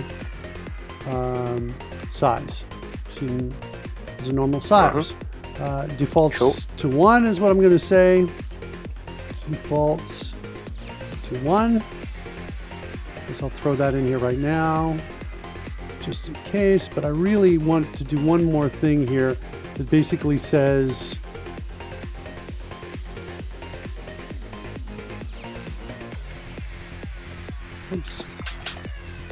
if normal scale is greater than 0, then it's that. Otherwise, we're just going to take the default, which is 1. Okay? All right, so there. Now we've got a normal scale in here. Now what we can do is inside our think we were here. Yeah. So we're going to multiply our existing calculation by that normal scale. Right. So basically kind of need that right there, which means we need one more piece inside of here. Like that, normal scale there. Normal scale there. And I'm totally doing this the wrong way. Should have gone from outside in.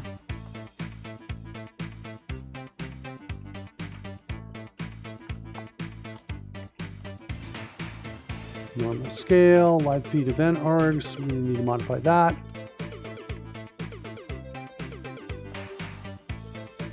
Nope, nope, nope, nope, nope. It's it's player.normal scale. Sorry. Player.normal scale. That's what it is. Okay. Where's my double the float problem?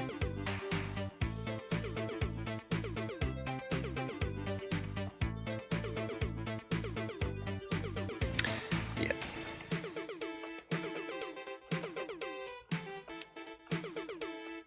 Okay. Now let's run it.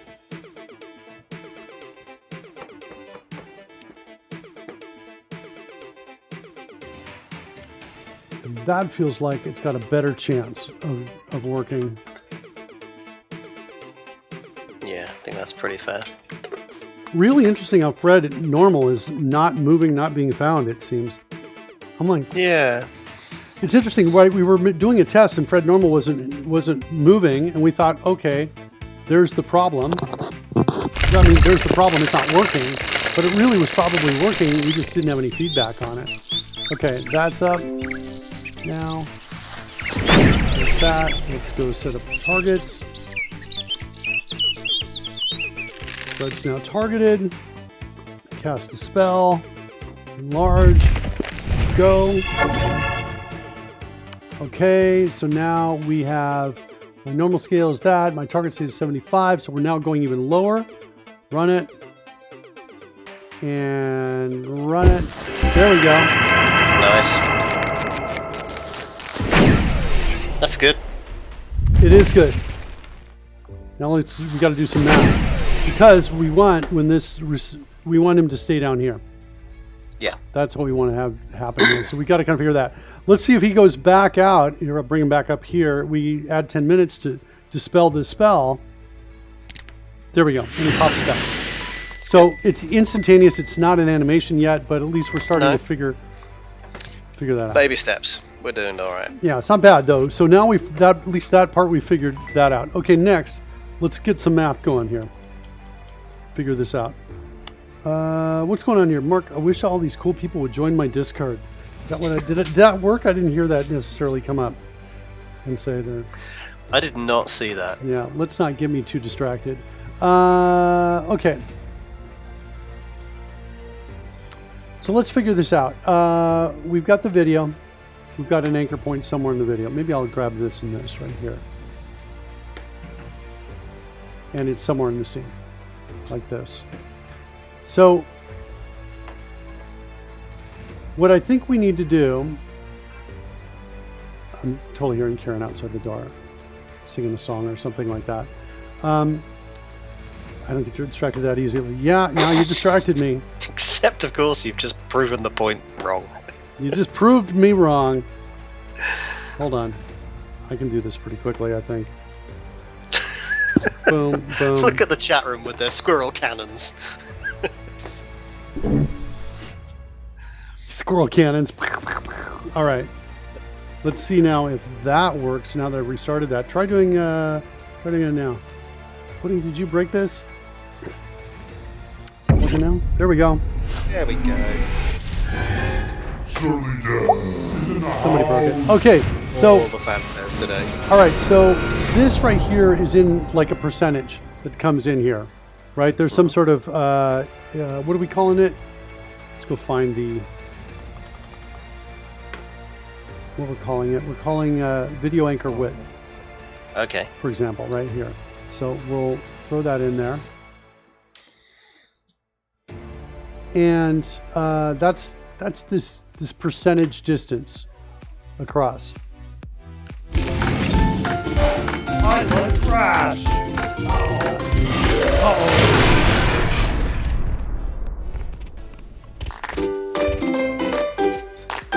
We have a left and a top position up here near the top. Let's come in.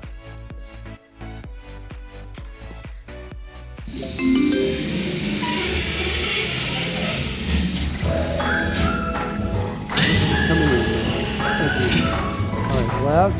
I should have. I think he was taunting me. He's baiting me on this. I'm just going to work this out for the left right here, for the horizontal, and we'll assume that the vertical is all the same.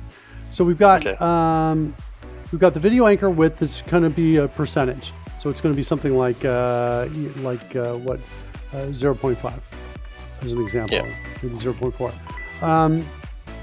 And we've got a left position. We have an absolute video width as well.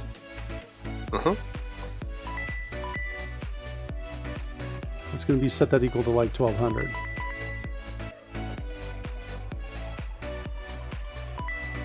All right. So that means that we need to find the anchor position in space is what we need to do in the screen coordinates. Okay. We need to find anchor in screen coords is what we need to do. So we're going to find that first. To do that, we need, well, the formula for that is going to be what? It's going to be left plus video anchor width times video width.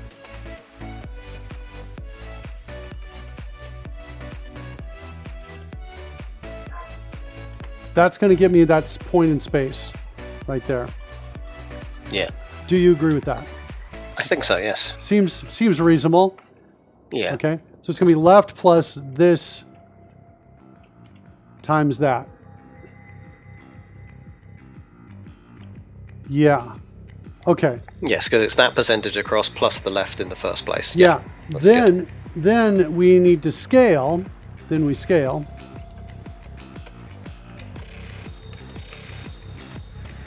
We get the new scale. And then our left is we need to kind of solve for the left position based on keeping that original anchor. So we'll say, we'll call this like anchor left is equal to that. I want to get more space for the formula here.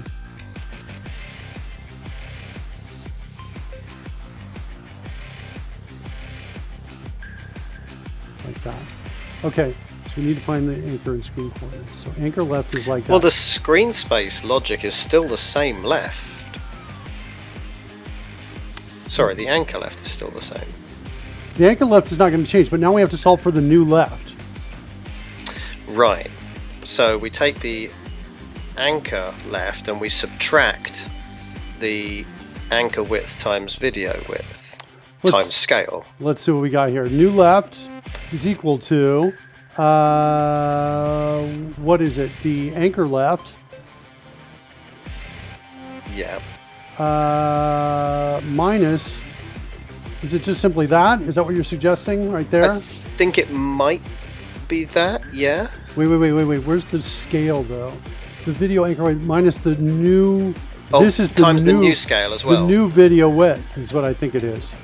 This is which itself is made of the original video width times the scale we wish to be. Okay, fine, times scale like that. So there's effectively two. It's a little confusing because you've got video anchor width, which is a scale percentage, yeah, but doesn't imply it in the name.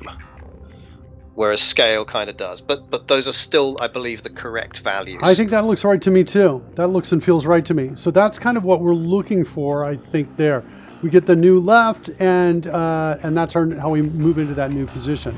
That's what I think is there. So let's copy this and let's see if this works in the code. So we've got this is our transform right here. What do you think, Rory? I'm thinking that actually, if we quickly flip back to the PowerPoint. Left plus. No, so I was going to say it's actually the same formula, but using a different scale. But no, it's not. What we've got on screen is correct. Yeah, I almost want to do, put this in a local variable since I'm using it in 2 different places right here. The video anchor width, this is a percentage. This is perhaps poorly named at this point now because I'm multiplying a width times a width. I'm really not. This is a percentage. So this is my horizontal video anchor. Horizontal would maybe be horizontal vertical anchor would be a better name for that, I think.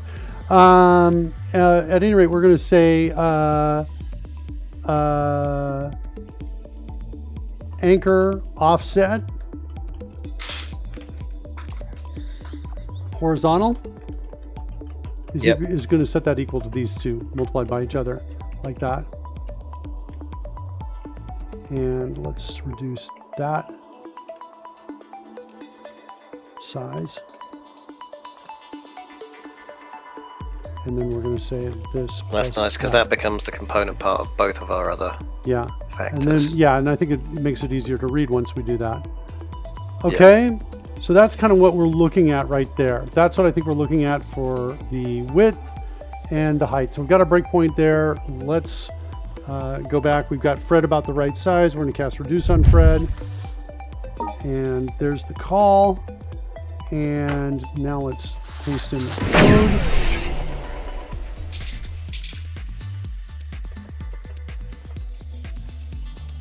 And then let's do that. And our left position is going to be the scene items left.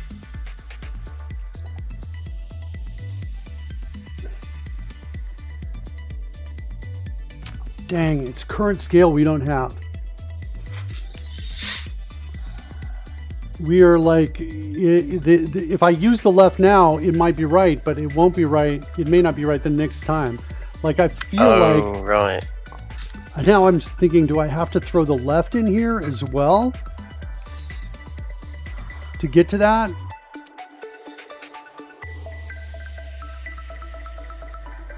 Well, you're trying to restore to the default. So in the case of Fred Rage, that's the 0.764. Let me see let me just see what's going on in scene item here. I want to get the scene item for this. This is for Fred Normal. So Fred Normal has got 747 and 420. We've seen that before.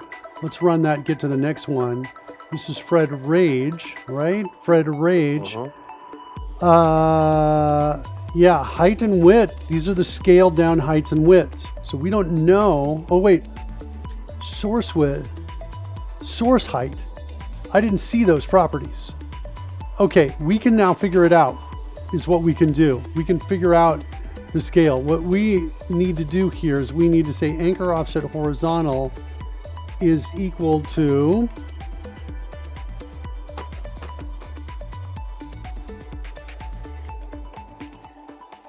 I'm worried about a little bit of, of like overflow on the floats, just resulting in pixel errors here. But I think it's source width is, wait, is that right? Hold on. 1200. No, I want to use just regular width is what I think I want to do. Oops, I've replaced the wrong one. Over here is what I wanted. I want it over here. Dot source width, like that, I think. So this is my horizontal offset. 53 times width is what I want. That'll give me the current one because for the current width. But I've as long as I call this before I call the transform on it. Okay, does that make sense? It does. All right, so there's my horizontal offset. That's one line of code. Okay, then my anchor left is going to come in here. That's going to be equal to that. And left is now going to be scene item dot left, I think. Yes. What do we got? Do we have a left? Do we not got that? X position. There we go. Better. I was going to say that was going to be very disappointing if we couldn't get that. Yeah, so let's just execute this line of code and see if we get some reasonable answer here. Okay, fine. So I've got an X position at 171. That looks about right for this guy. And now I'm saying the anchor left is at 645. Halfway across the screen is what, 960. So my anchor is 2/3 of that, which is about right there. That's not too it's bad, yeah. about right above his head, right there. Okay, that looks real to me. Okay, that I like things that look real. Looks like something ran forward. Can you close that down? Oh yeah. Yep. All right, let's come in here. Let's duplicate this. And we're going to change horizontal to vertical. And height, and this is going to be anchor top. And this is going to be Y position. And we should get that as well. With these, that gives us the anchor position in screen coordinates. So if we run that as well for that, we come down. So we get now anchor left for this. This is Fred normal, which we hid and is over off to the side on this side over here.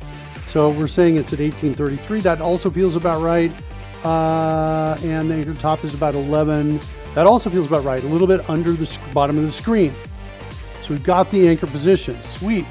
Okay, I'm going to run it just so we're still running. The code's still running here. Close the scroll. And now let's go back and see what our next line of code is. Then we've got this right there. So we set another breakpoint. We're going to cast reduce. Give me that closes right. Thanks so much. Okay.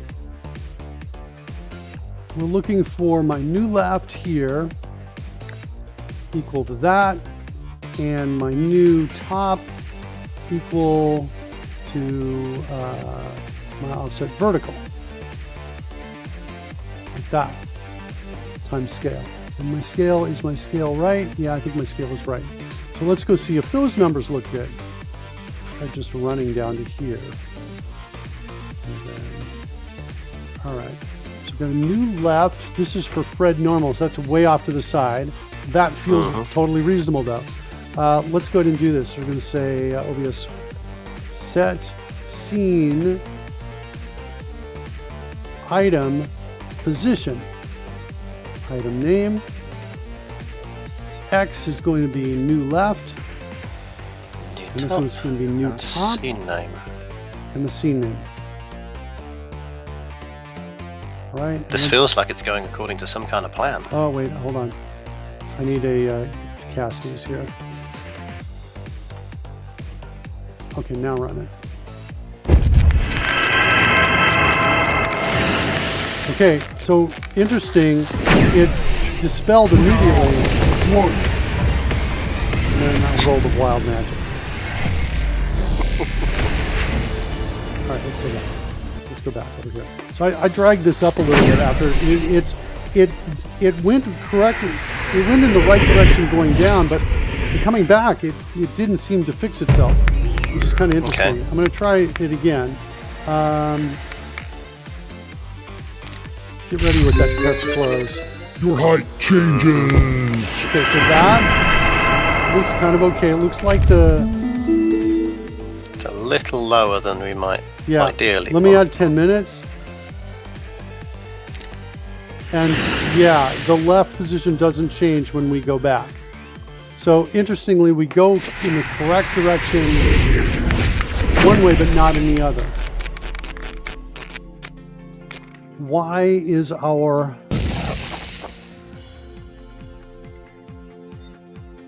height vertical? Well, X. I'm believing that this is the problem. Maybe, even though these seemed right to me, I'm wondering if the problem is in this space here. That's what I'm thinking. Hold on a second.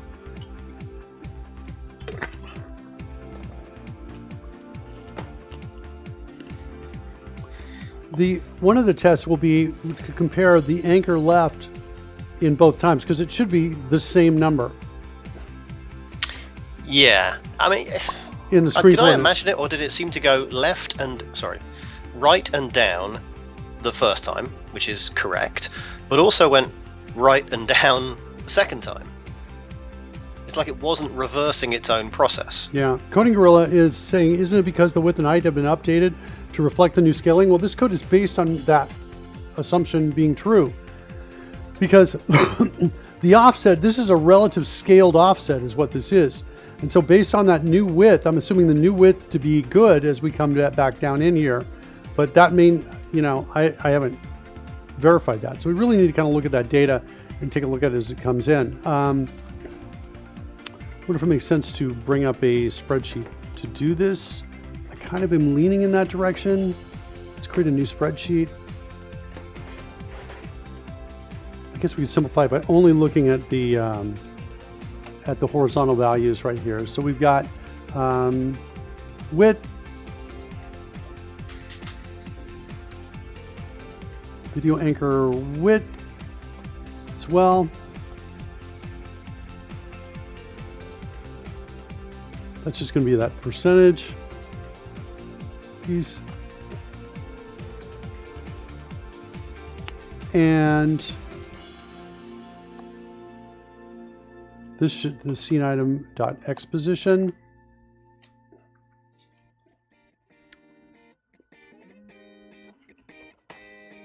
And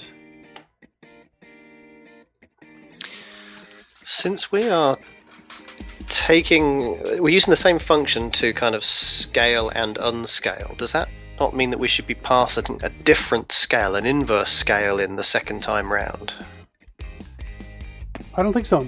And my evidence of that is that because it looks like it's getting to the correct size when it comes back in around, right? When it recovers, it seems to always recover to the same size.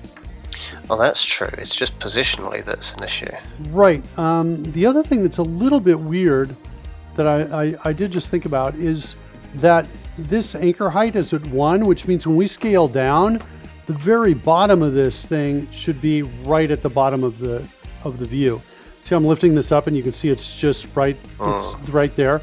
I should be able to lift it up similarly when we reduce it. But let me go reduce it a second here.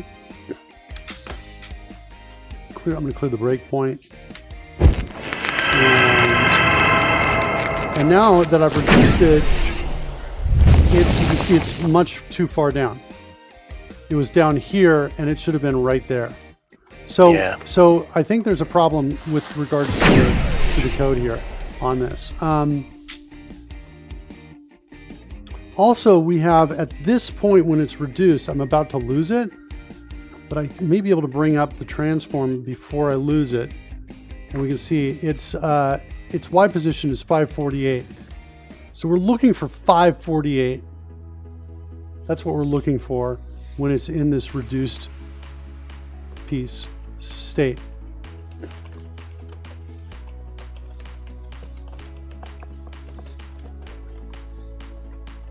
So I'm just going to write that down so we can, for Fred Rage, when reduced. Now that we know that, let's set a breakpoint on this thing and let's reduce one more time. Can you close that for me? And let's see what we get here. And this is Fred Normal. I don't care about Fred Normal. Here's Fred Rage. Yeah, so we're off by a lot. My vertical offset is 700 times my ultimate scale.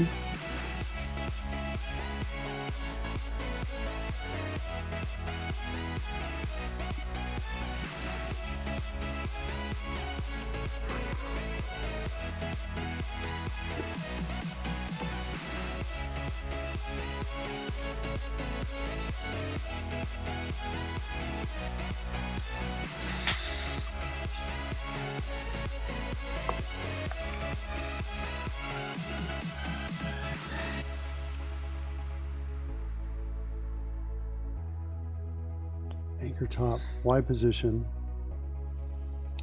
What's the video anchor height? It's 1. Meaning it should be 100% of its height. So the anchor offset vertical is going to be 788. right there. So that's the scene height at this point in time.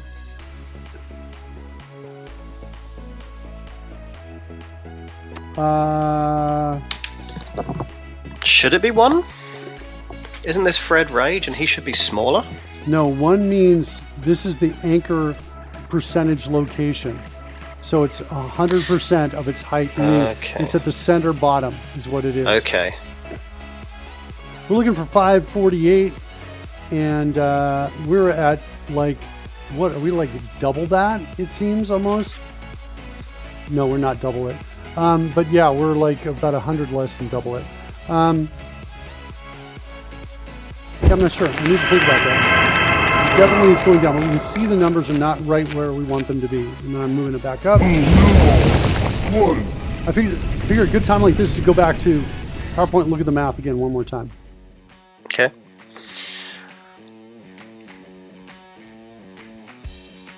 So the anchor offset horizontal, and for that matter vertical, is the percentage through.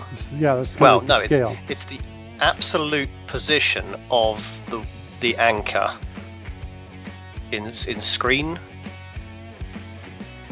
This No, gets to the absolute within the position in image. screen. This is We what add the left to get the screen. Yes. yeah, that's what it So- should be. So this is the offset horizontally for the anchor offset within the image. So it is literally the percentage times the width, which is fine. That is pretty much perfect. And then we take that and add the left to it. That Yeah. seems reasonable. Yeah, it Now- does. We then work out the new left by taking that value and subtracting the scaled version So from it. yeah, so in this space right here, this is more likely to be where the problem is, I suppose.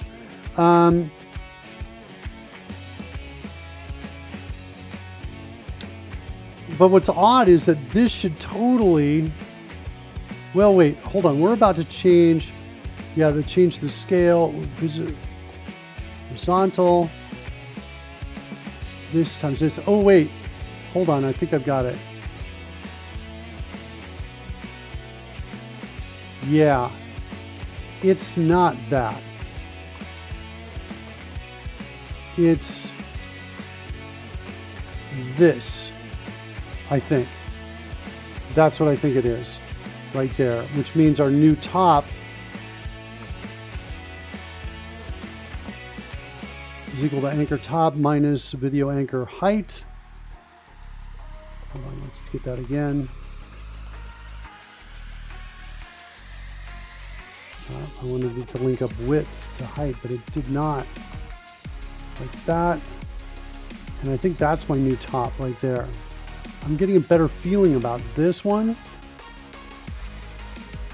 What do we got? The part of spread normal. Is that different? Yeah, it is. Isn't that what? Didn't we abstract the multiplication? Oh, sorry, the first Look. multiplication piece earlier. Look. See? Oh, sorry. Yes. It is. Okay. All right, so now let's see if we get close to 548. As we come in, we get 371. What's our scale that we're coming in at? Target size is 100, so this might be okay. Doing a lot of that. Let's get out of there. Okay, that's 100, and it looks like it's in the right spot. Let's do it again. Magic missile. Casting it once with normal, and now one more time with rage. Now do we get to 5? Look at that. 548. Look at that. All right, good. Now, good. Mini Fred. What'd you say? Mini Fred Mini Fred is in place. is in place. That's awesome. Okay, and then when we get out of it, add 10 minutes to the clock. There it is. Nice. He's back right where he should be. Okay, so that part's not bad. Next, I think we need to do kind of an animation. And Yeah, you need to qualify the size we're asking, because now we can ask for a scale. of any size, really. Yeah. What we need to do is to ask for the scale that is appropriate to the duration that has happened relative to our endpoint being the full application of that scale. That sounded way more complicated than I meant it to. That lost me. I was like, wait, what? I was like, oh no. Yeah. So yeah, We're that's going to scale it for time, essentially. Yeah, we need to scale it for time, and I think all I'm going to modify is this. Is it? Where is it? It's this one, the target size thing that we pass in. That's the only thing I think I'm going to send to it. Interesting, we did not need some of these other things: video width, video height, time. Well, the time milliseconds weren't used, but video height and width we never needed because of ultimately what we were getting.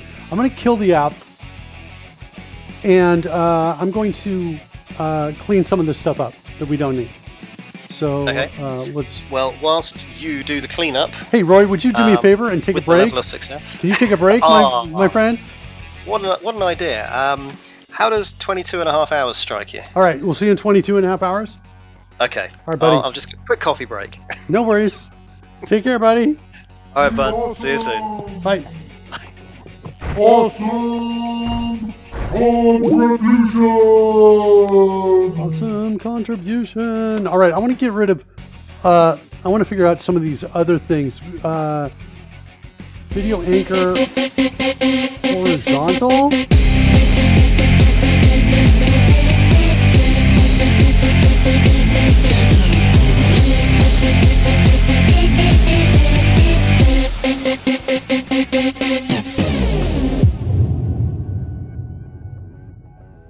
Video angle score horizontal, I guess. Video anchor vertical.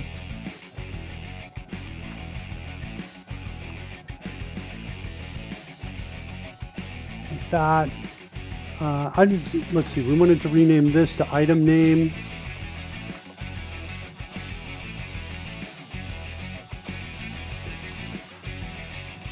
Okay, so we took care of that. Everything is feeling better. The time milliseconds, we still need to do something with that. Let's continue.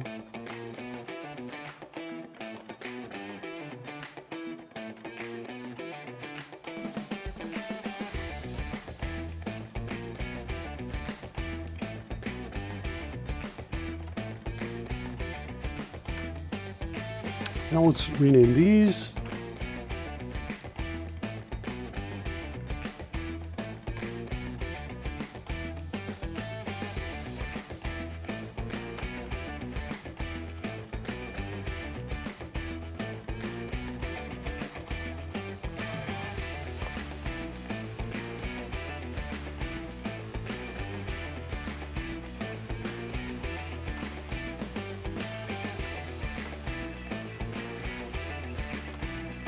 Okay, and then we're going to put these in the spreadsheet.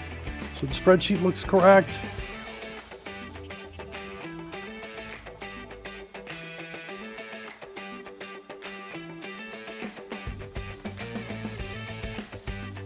All right.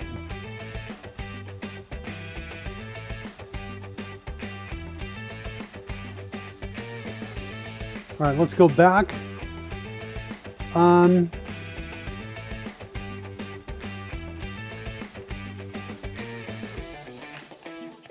Here's where we need to figure out how to animate it over time.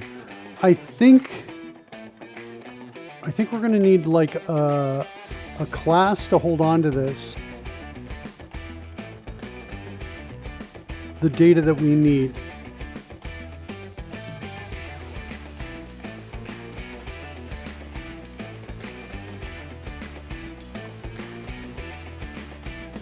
Let's take Fred and move him down a little bit right there. So it's just down there. And scale him down too.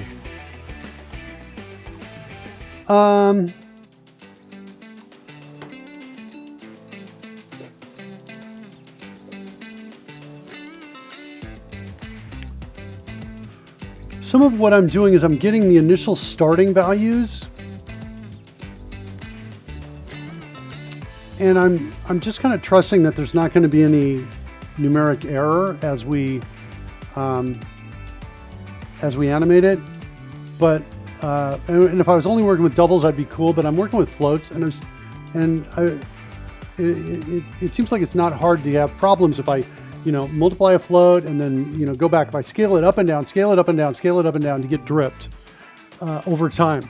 If I was working with doubles, I would not have as much anxiety about it. But I am having that, which means I'm not sure I want to trust these values going back and forth during an animation. If I was just going two directions, one away and one back, over the course of one show, I wouldn't really be worried about drift too much. But because I'm doing potentially an animation with a lot of things happening at once, I do have a concern. Okay, there's a couple things we need to do in terms of tracking this. We need to be able to index my animators by my animating class by item name and scene name. Because if I'm in the process of like growing something and all of a sudden I want to now reduce it, then I need to see if I've already got an animation out there running and find it and kill it. That's what I need to do. So I'm going to need like a dictionary indexed by probably the item name. I was thinking about combining with scene name, but I think I'm going to just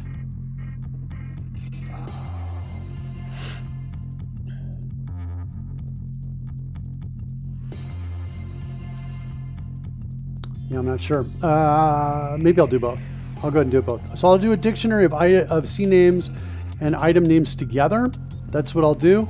And I think we'll do something about that's going to look like this: new live feed animation, like that. And we're going to pass in, I think, all of these properties, like this, that. I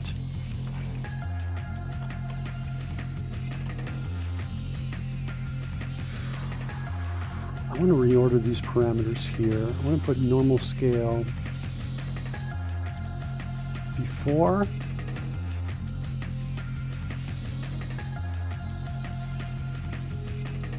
Like that. Okay. So we'll create it like this is what we'll do. In the act of creating it, we'll find if one already exists. If one exists, it'll kill it so that we'll no longer have that animation. That's what I think. To anyone watching, you can fly your own drone.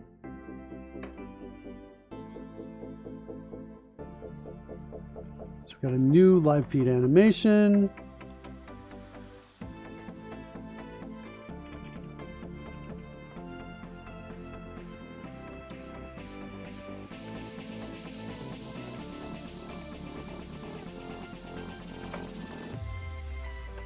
Okay, so now we've got our live feed animation piece there with the pieces that I think we need to deal with on it.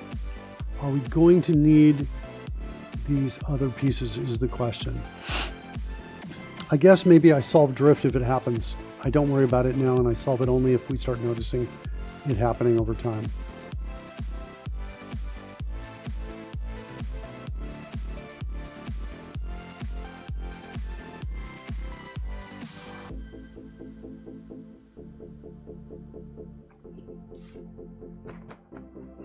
Okay, that's what we'll do. We'll see if that works. Okay, so then I need to, all of this goes away from here. And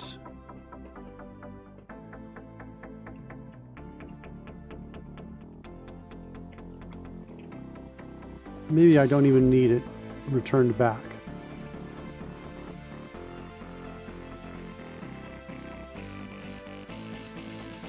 Let's remove these parameters right here. We're not using those.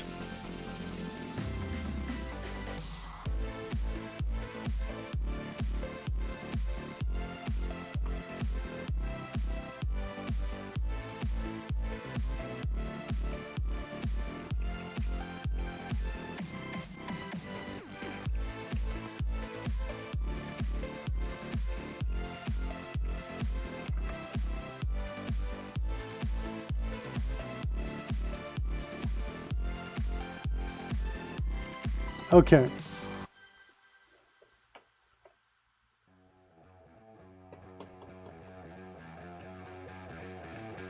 I am reconsidering this decision about the local right here.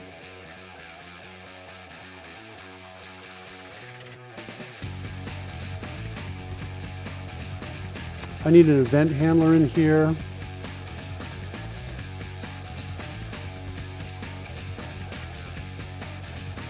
Update.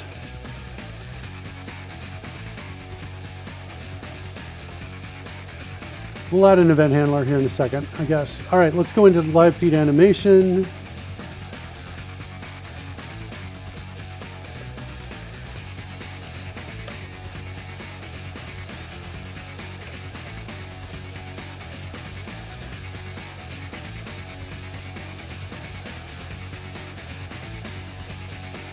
All right, let's go start tracking this.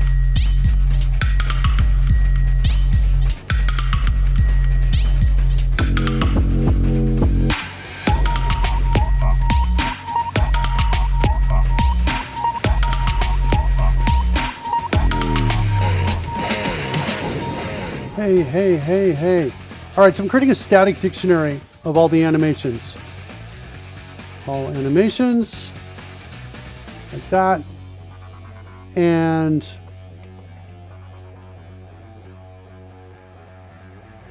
then we're going to say all animations.add item name.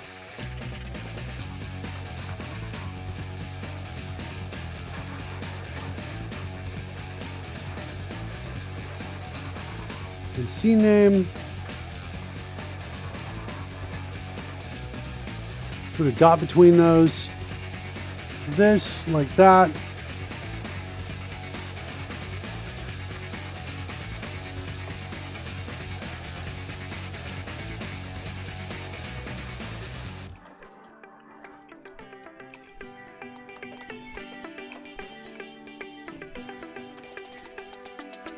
So if it contains the key, then we want to remove it.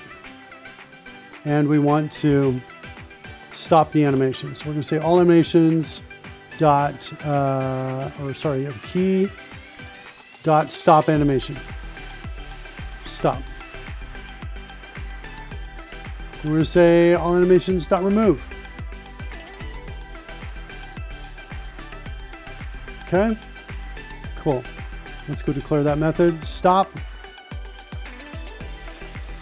We need a timer in here.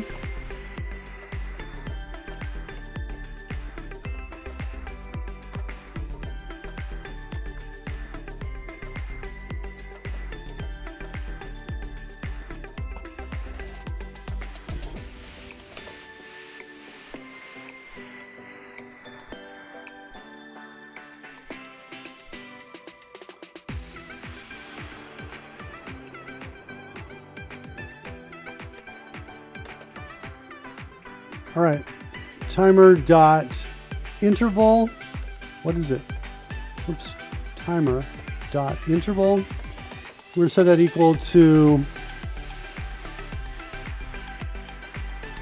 We set to 100 milliseconds. We can get it finer after we watch it work. We're gonna call start.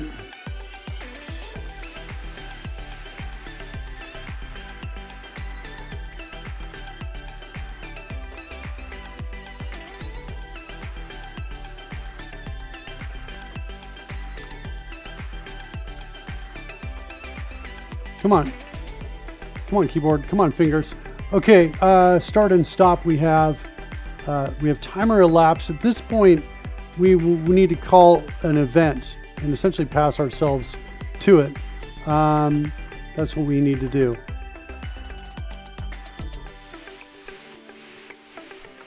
Let's create an event handler of the live feed animation, and we're going to say, call it render, I think, like that. And then back over here, we're going to grab render,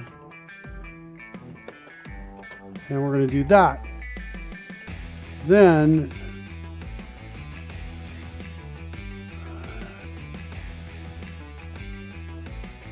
we put this up here. There's a shot that's going to work.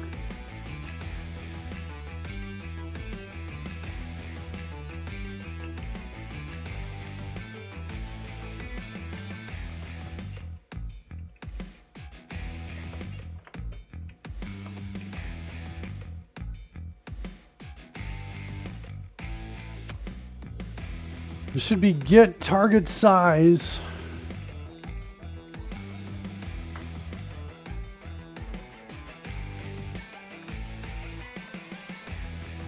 Like that.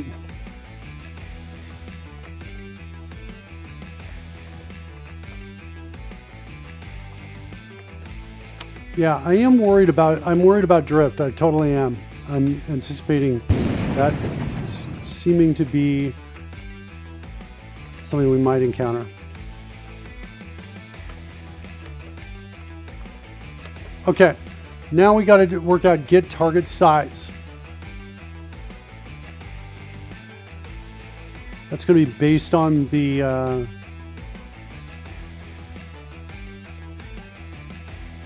we also are going to need the original size too.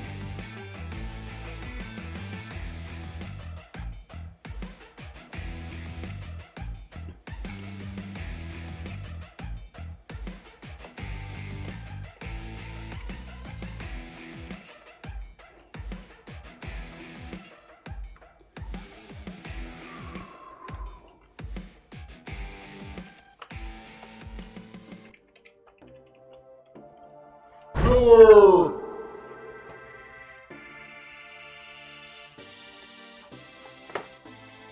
I thought I saw him spinning around.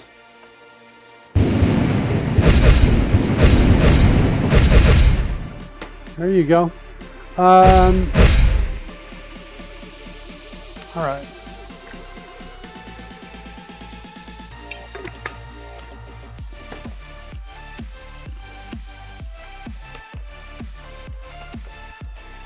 Original scale is equal to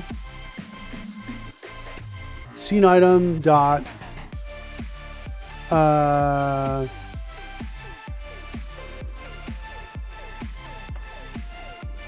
height divided by scene item dot source height. I want to pass in original scale here. Target size, this should actually be now target scale, I think.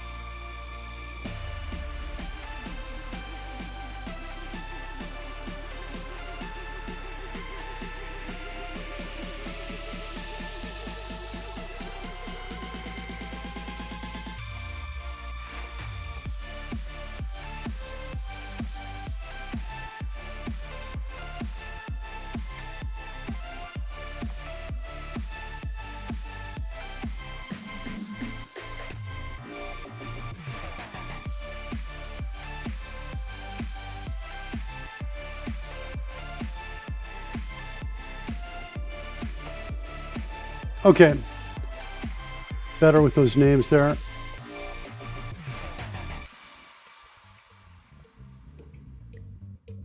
Okay, back to the constructor here.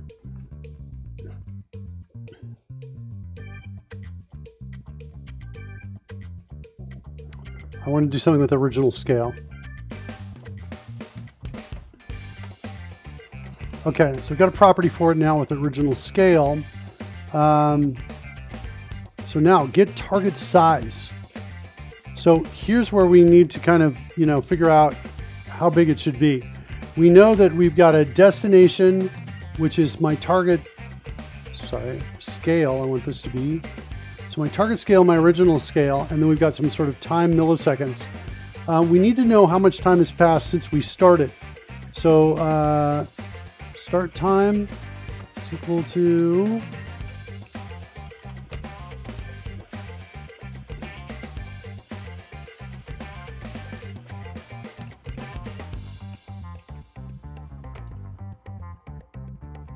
I wanted that to be a field. Sorry. Okay, there we go. So there's my start time. And we need to get some sort of MS elapsed.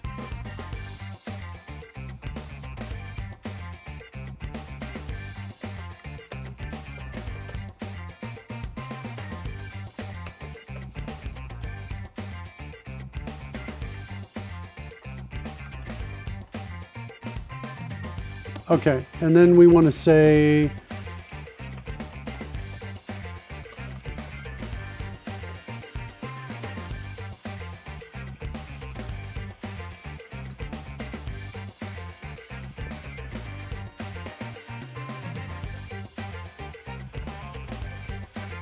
all right, so if the time is greater than or equal to the milliseconds, then we're going to return the target scale. Otherwise, we need some sort of fraction of that. I'm just going to do a straight linear interpolation, and then later we can talk about smoothing that motion out if we want to do that. So it's going to be equal to, let's create a new double here, percent complete. That's going to be equal to milliseconds elapsed divided by time ms, like that.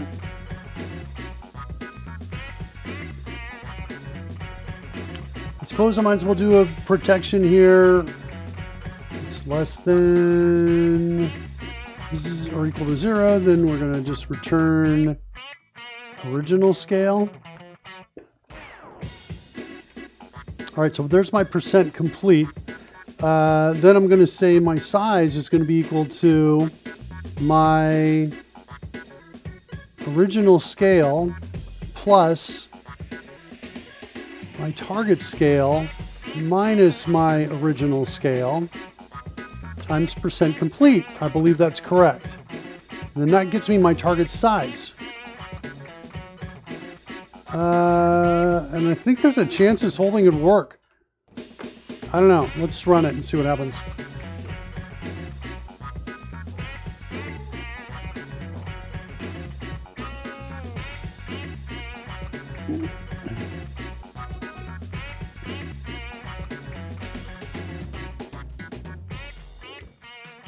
Let's go back to the view with Raging Fred on it. Getting back to kind of a regular size here.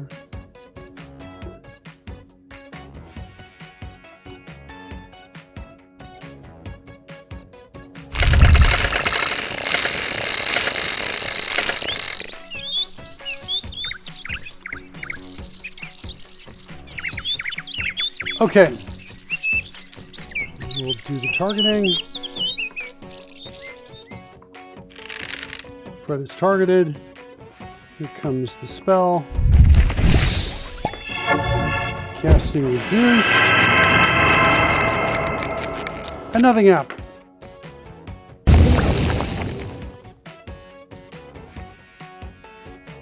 Well, we should have set some breakpoints on it. Let's add 10 seconds here.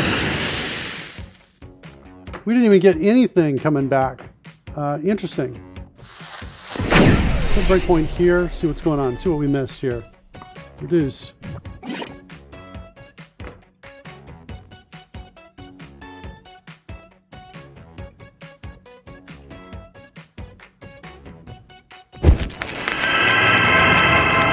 Am I never calling start on it? I think I'm not calling start. I think it's my problem here. Well, no, I am calling start.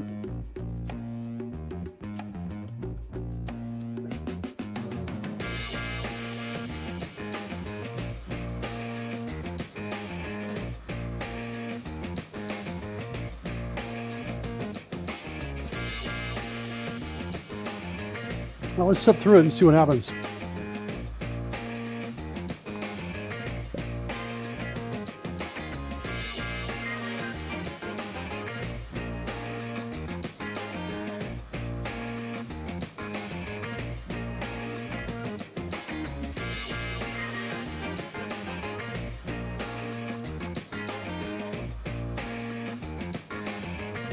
That looks like it's all working correctly. Getting good values there that I'm expecting to get. Render. I'm just not getting here though. The event just doesn't seem to be triggering. Is it because I did something like kind of foolish? I never added triggering code to it. Got it. Okay. That's where I need my breakpoint. And then we need to trigger render is what we need to do.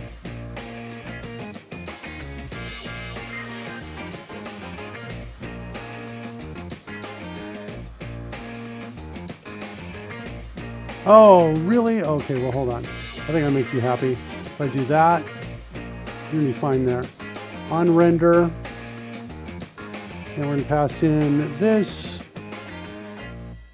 And it's essentially ourselves again. All right, fine. This and this. And then now we get in.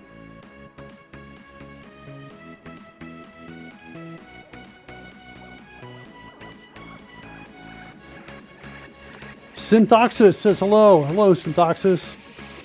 I'm hitting F10. There we go. I think we're getting multiple events in here because of the timer. Maybe a good idea to stop the timer here.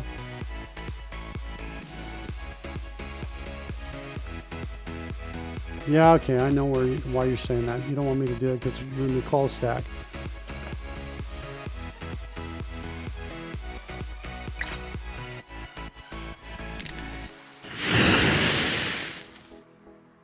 Got a breakpoint here, but there's no breakpoint here. So I think we're got our breakpoints not. There we go. Hold on. Yeah, I keep hitting a breakpoint here. What if I do debug, disable all breakpoints? This sometimes happens with edit and continue where, yeah, it just doesn't like the low level changes. And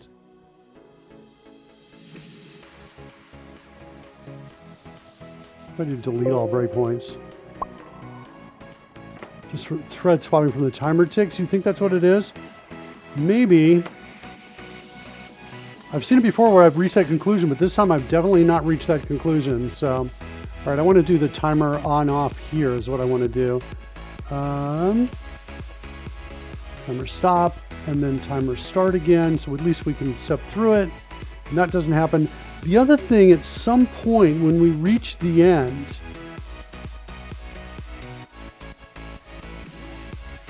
here, I want to remove us from the list, and I want to stop us. So we're just done with the animation, because this is going to be really bad if we don't. I need a get key function.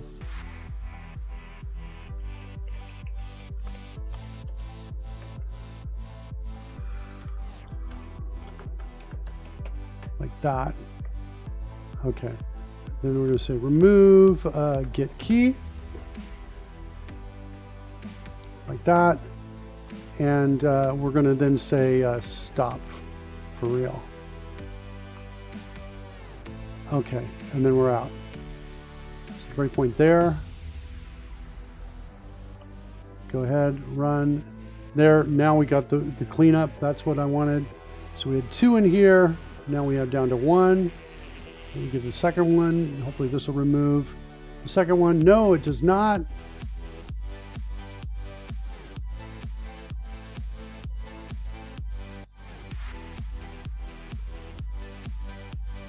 There it is. Got it. Okay, good. So we're cleaning up. I want that. Okay, back over to the effect. Is the effect working or not? Notice Fred's in a different position. Whoops. That's not what I want to move. I want to move Fred like that.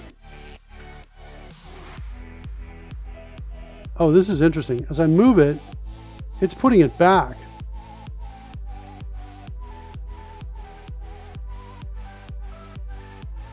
Okay. Somebody's still alive and triggering events. There it is right there.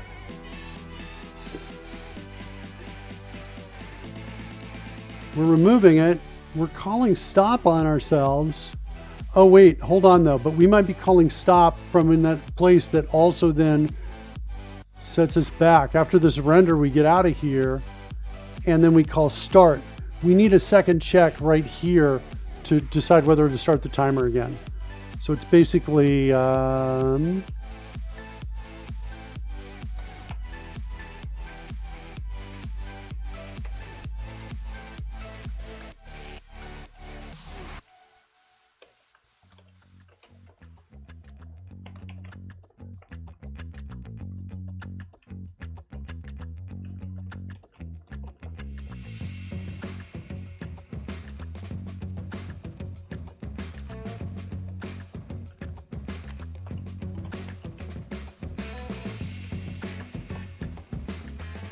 So if the elapsed millisecond is less than time millisecond, then we can restart.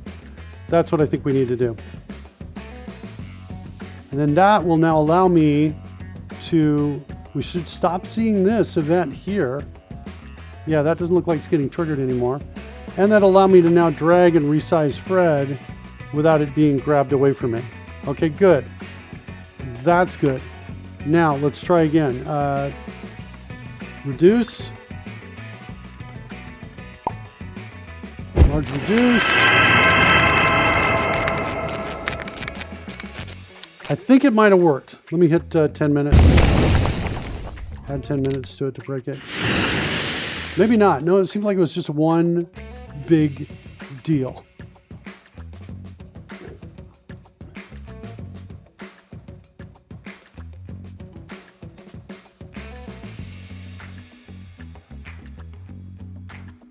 We'll get a couple breakpoints in here, see how we're doing on this. Let's also fine tune this. We'll drop that down to 100.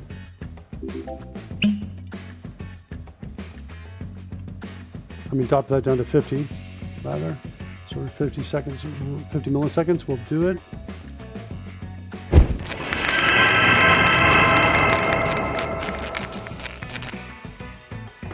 Oh no! What? All right, enough of that nonsense. Add 10 to it. That's still doing just one jump. I'm not even getting a call to here, which means the logic, we must be getting right to here. Your size increases! I think we're getting right to here, is my theory on this. That our get elapsed milliseconds. So logic there. Do time now minus start time, total milliseconds. That looks right.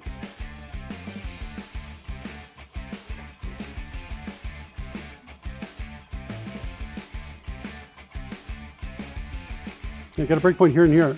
Could be also that because of edit and continue, the breakpoints aren't being registered and not hitting. So let's see if we can determine if that's happening or not. All right, so we'll do reduce, go. Yeah, our first hit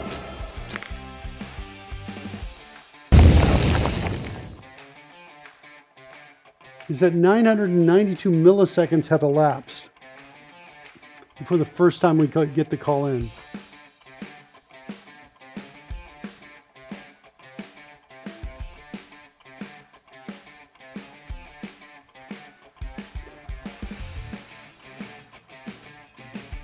That's like a full second before we got here.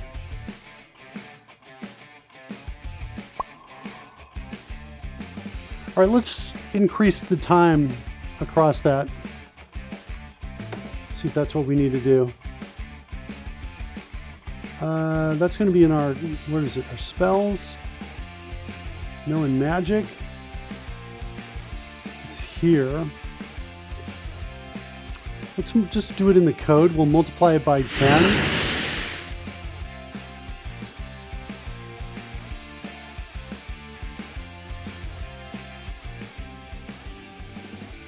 Set a breakpoint there. We'll multiply by 10.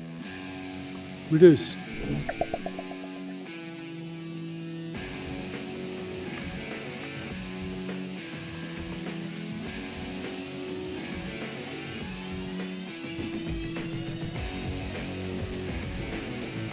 Call start later, and that's when we set the start time and the call to start. All right, let's try that.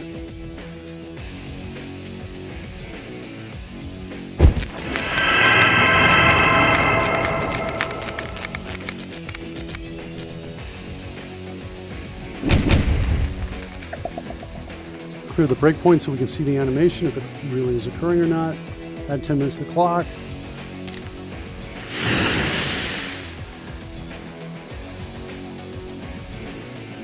Okay.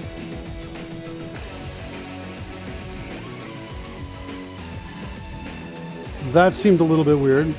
Let's reduce again.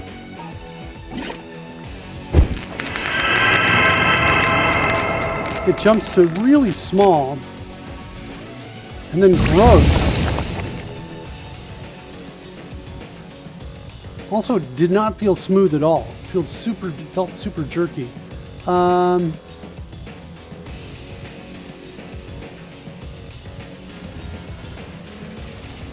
a bug.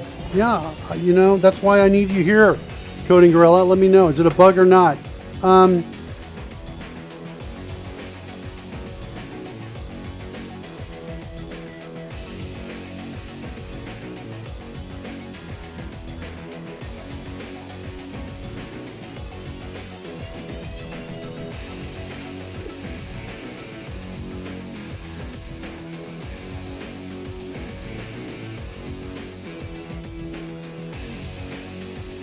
This code looks right to me, though. It's these 2 lines of code right here. Did we lose it? Oh, no, we didn't, because we're back over there. Oh, we lost the music, though. Yeah, that's a bug.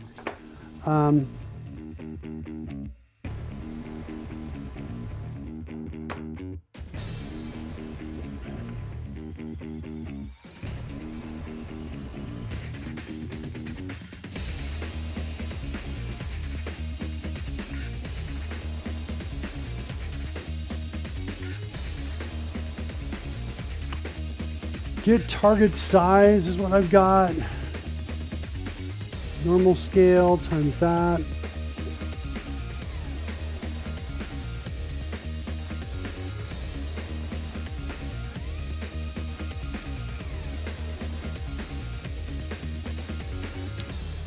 Here's my problem. The original scale, did I get that right? Did I get that? That's passed in right here. All right, let's run this right now and see what we get for this number for original scale.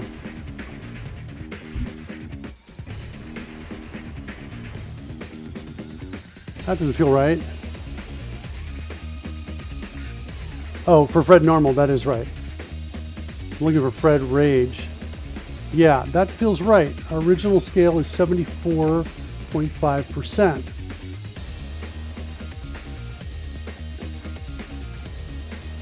What's the target scale? Target scale is, 75. Well, that's going to be problematic, won't it?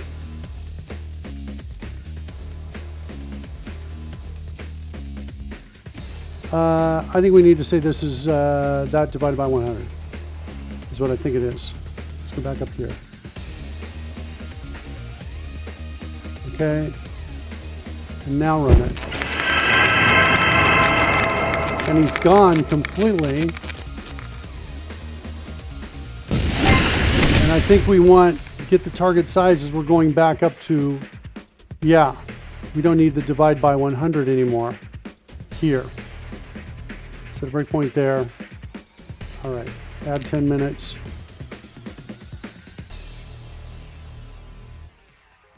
Adding 10 minutes did not seem to dispel it. All right, so we'll cast it again. Okay, we don't need this.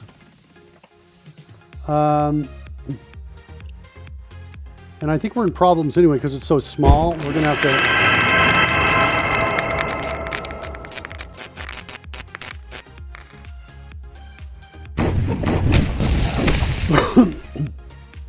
Oh, I'd cast reduce on it, so it was down below. It was down in that space.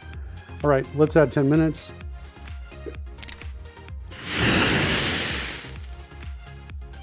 That's not good at all. Yeah, I would agree, Coding Gorilla. That's super clunky for every 50 milliseconds. That's like clunky as heck. Like, is the problem that I'm calling scene item? Is this maybe causing some trouble? That should be fast. I wouldn't expect that to be slow. Yeah, it's clunky, clunky, clunky. I've seen things that animate scenes very quickly, so I'm not sure what's going on here.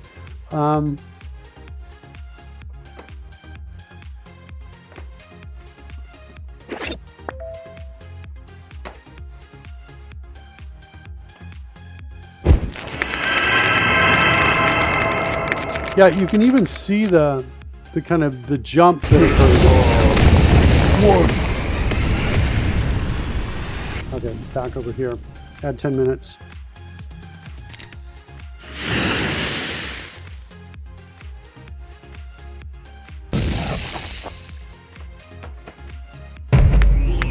Yeah, that should have happened 20 times in a second. Regain that spell slot.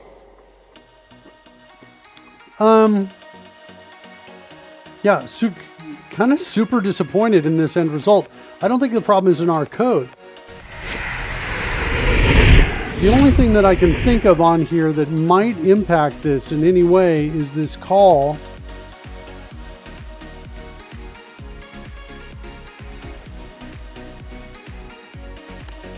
Is the call to get scene item.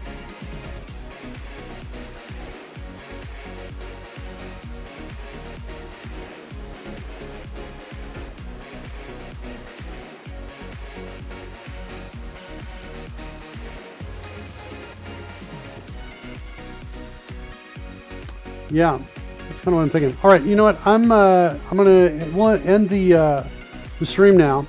I have to give this some thought.